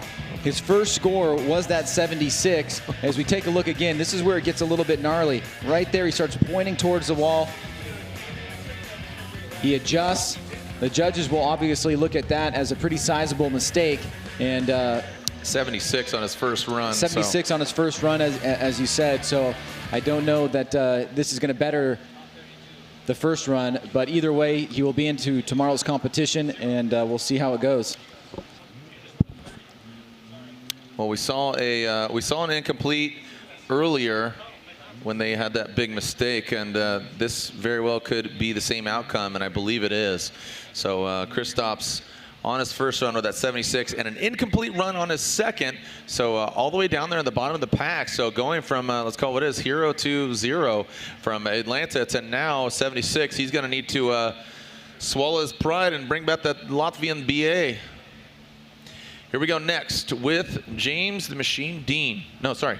This is Peter Visek, sorry. It's easily to confuse them because one, their cars look almost identical. Two, they're right before and after each other. So Peter Visek, oh, wow. Almost bit off more candy than he could chew there. Peter Visek, oh, throwing up some shrapnel. Shreds of back bumpers, stage left. Sorry, Daddy. Looks like he's gonna take the candy and run. Well, that was contact with the wall there, causing an incomplete, going on the inside of inside clip number 1 towards the media pocket. And that is what happens when you stay in that zone just a bit too long. Let's take a look at this here one more time. Starts off pretty strong, gets on the throttle early there. And right here, he's pushing. He taps the wall, and then that causes him to not be able to make that transition in the right place coming down off of the bank. He sees that it's going to be offline, so he takes the incomplete. Here it is again. He doesn't tap until right about there. You can see some pieces fly off the car, and then really just the physics of the vehicle where it's pointed has no choice but to go off course and salvage the run at that point. So he will take that incomplete, and we will move on to James Dean. Did you say Reese's Pieces? Here we go, moving on to James Dean, inspecting the wall. Looks like it is good outside of a Sylvia S15 taillight here. Thanks, Sopa, Matt Sopa, grabbing that piece. Thank you to all our hardworking staff and crew. As we are now getting into our top 3 drivers. James Dean. The Machine, Wordhouse Drift Team, Falcon Tires. S15 Sylvia turns it on, turns it up. A 95, can he better it? He has an 88 already in his back pocket. Woo-wee. Just licks the envelope and sends it into that crease, into the pocket. Kind of a wide swing there, but he does tighten it up.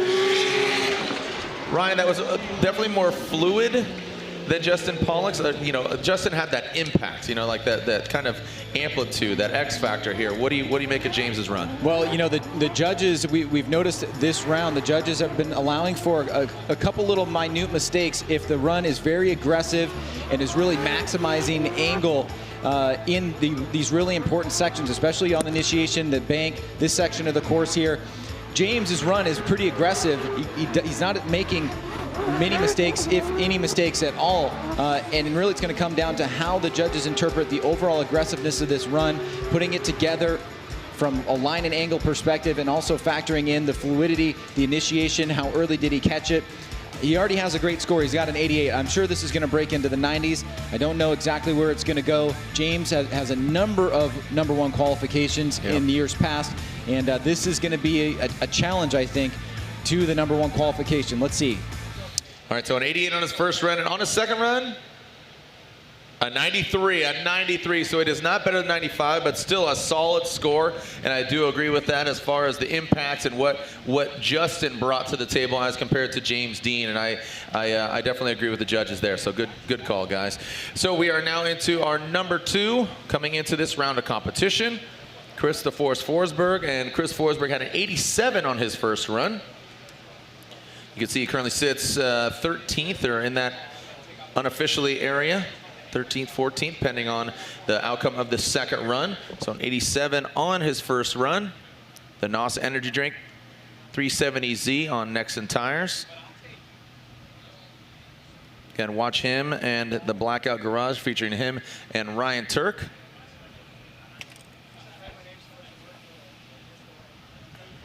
See where these guys end up. Been calling these guys the Bone Zone outside of the Blackout Garage. Get in the zone, the Bone Zone. Here we go, fellas. Lights them up into that outer zone. High on the bank. Just a unique sounding exhaust. And into the crease. Doesn't get all the way out there. Very fluid from Forsberg.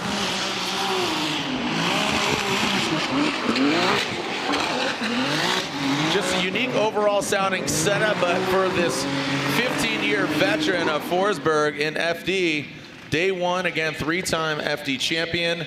Ryan, does that better in 87? Does that get him in the 90s? Where's your head at? I think it could be better than an 87. I don't think it's your #1 qualifier.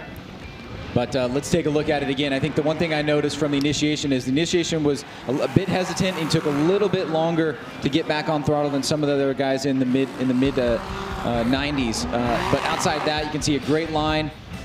Gets into the second outer zone. He gets on throttle early through the second outer zone. He stays on throttle. He draws a great line. He finishes up that zone. He's got good angle coming through this section. Back on throttle again, right through that outside touch and go, and then tight on that final section there. So I think this is a solid overall run. I don't think it's your #1 qualifier, but I think it could very well improve on that 87. I definitely agree. So one more driver left. We will have our gum out autograph signing. That was to begin at 6, and obviously now local time at just about 6:30. And there's Forsberg. It does get him in the 90s. That's a 90 for Chris Forsberg. Puts him into the #8 position, bettering his 87 on his first run. So again, this is our final driver, our current points leader, former champion, Frederick Osbo. Consistency is key, and Chris Forsberg can attest to that. But Osbo, just multiple podiums this year, and just going for it. The target was on James Dean's back, and Osbo debuting a new vehicle onto that Papadakis Racing team, operating both him and Castro's vehicle. Ryan? Yeah, I was just going to say, for Justin Pollock, he's most definitely got to be watching very closely, because Frederick Osbo can very easily ruin your day right now. No, totally, and he's done it before. James Dean has done it, but that's why he's currently sitting #1. Here we go, Frederick Osbo, the Rockstar Energy Drink. Nexen Tires, Toyota Racing, Toyota Corolla. This hot hatchback brings it to the wall. Into that transition. Nice, snappy. Into the crease. Look at that, just the posture of the car. And the attitude. Into that touch and go. And around that final front clip.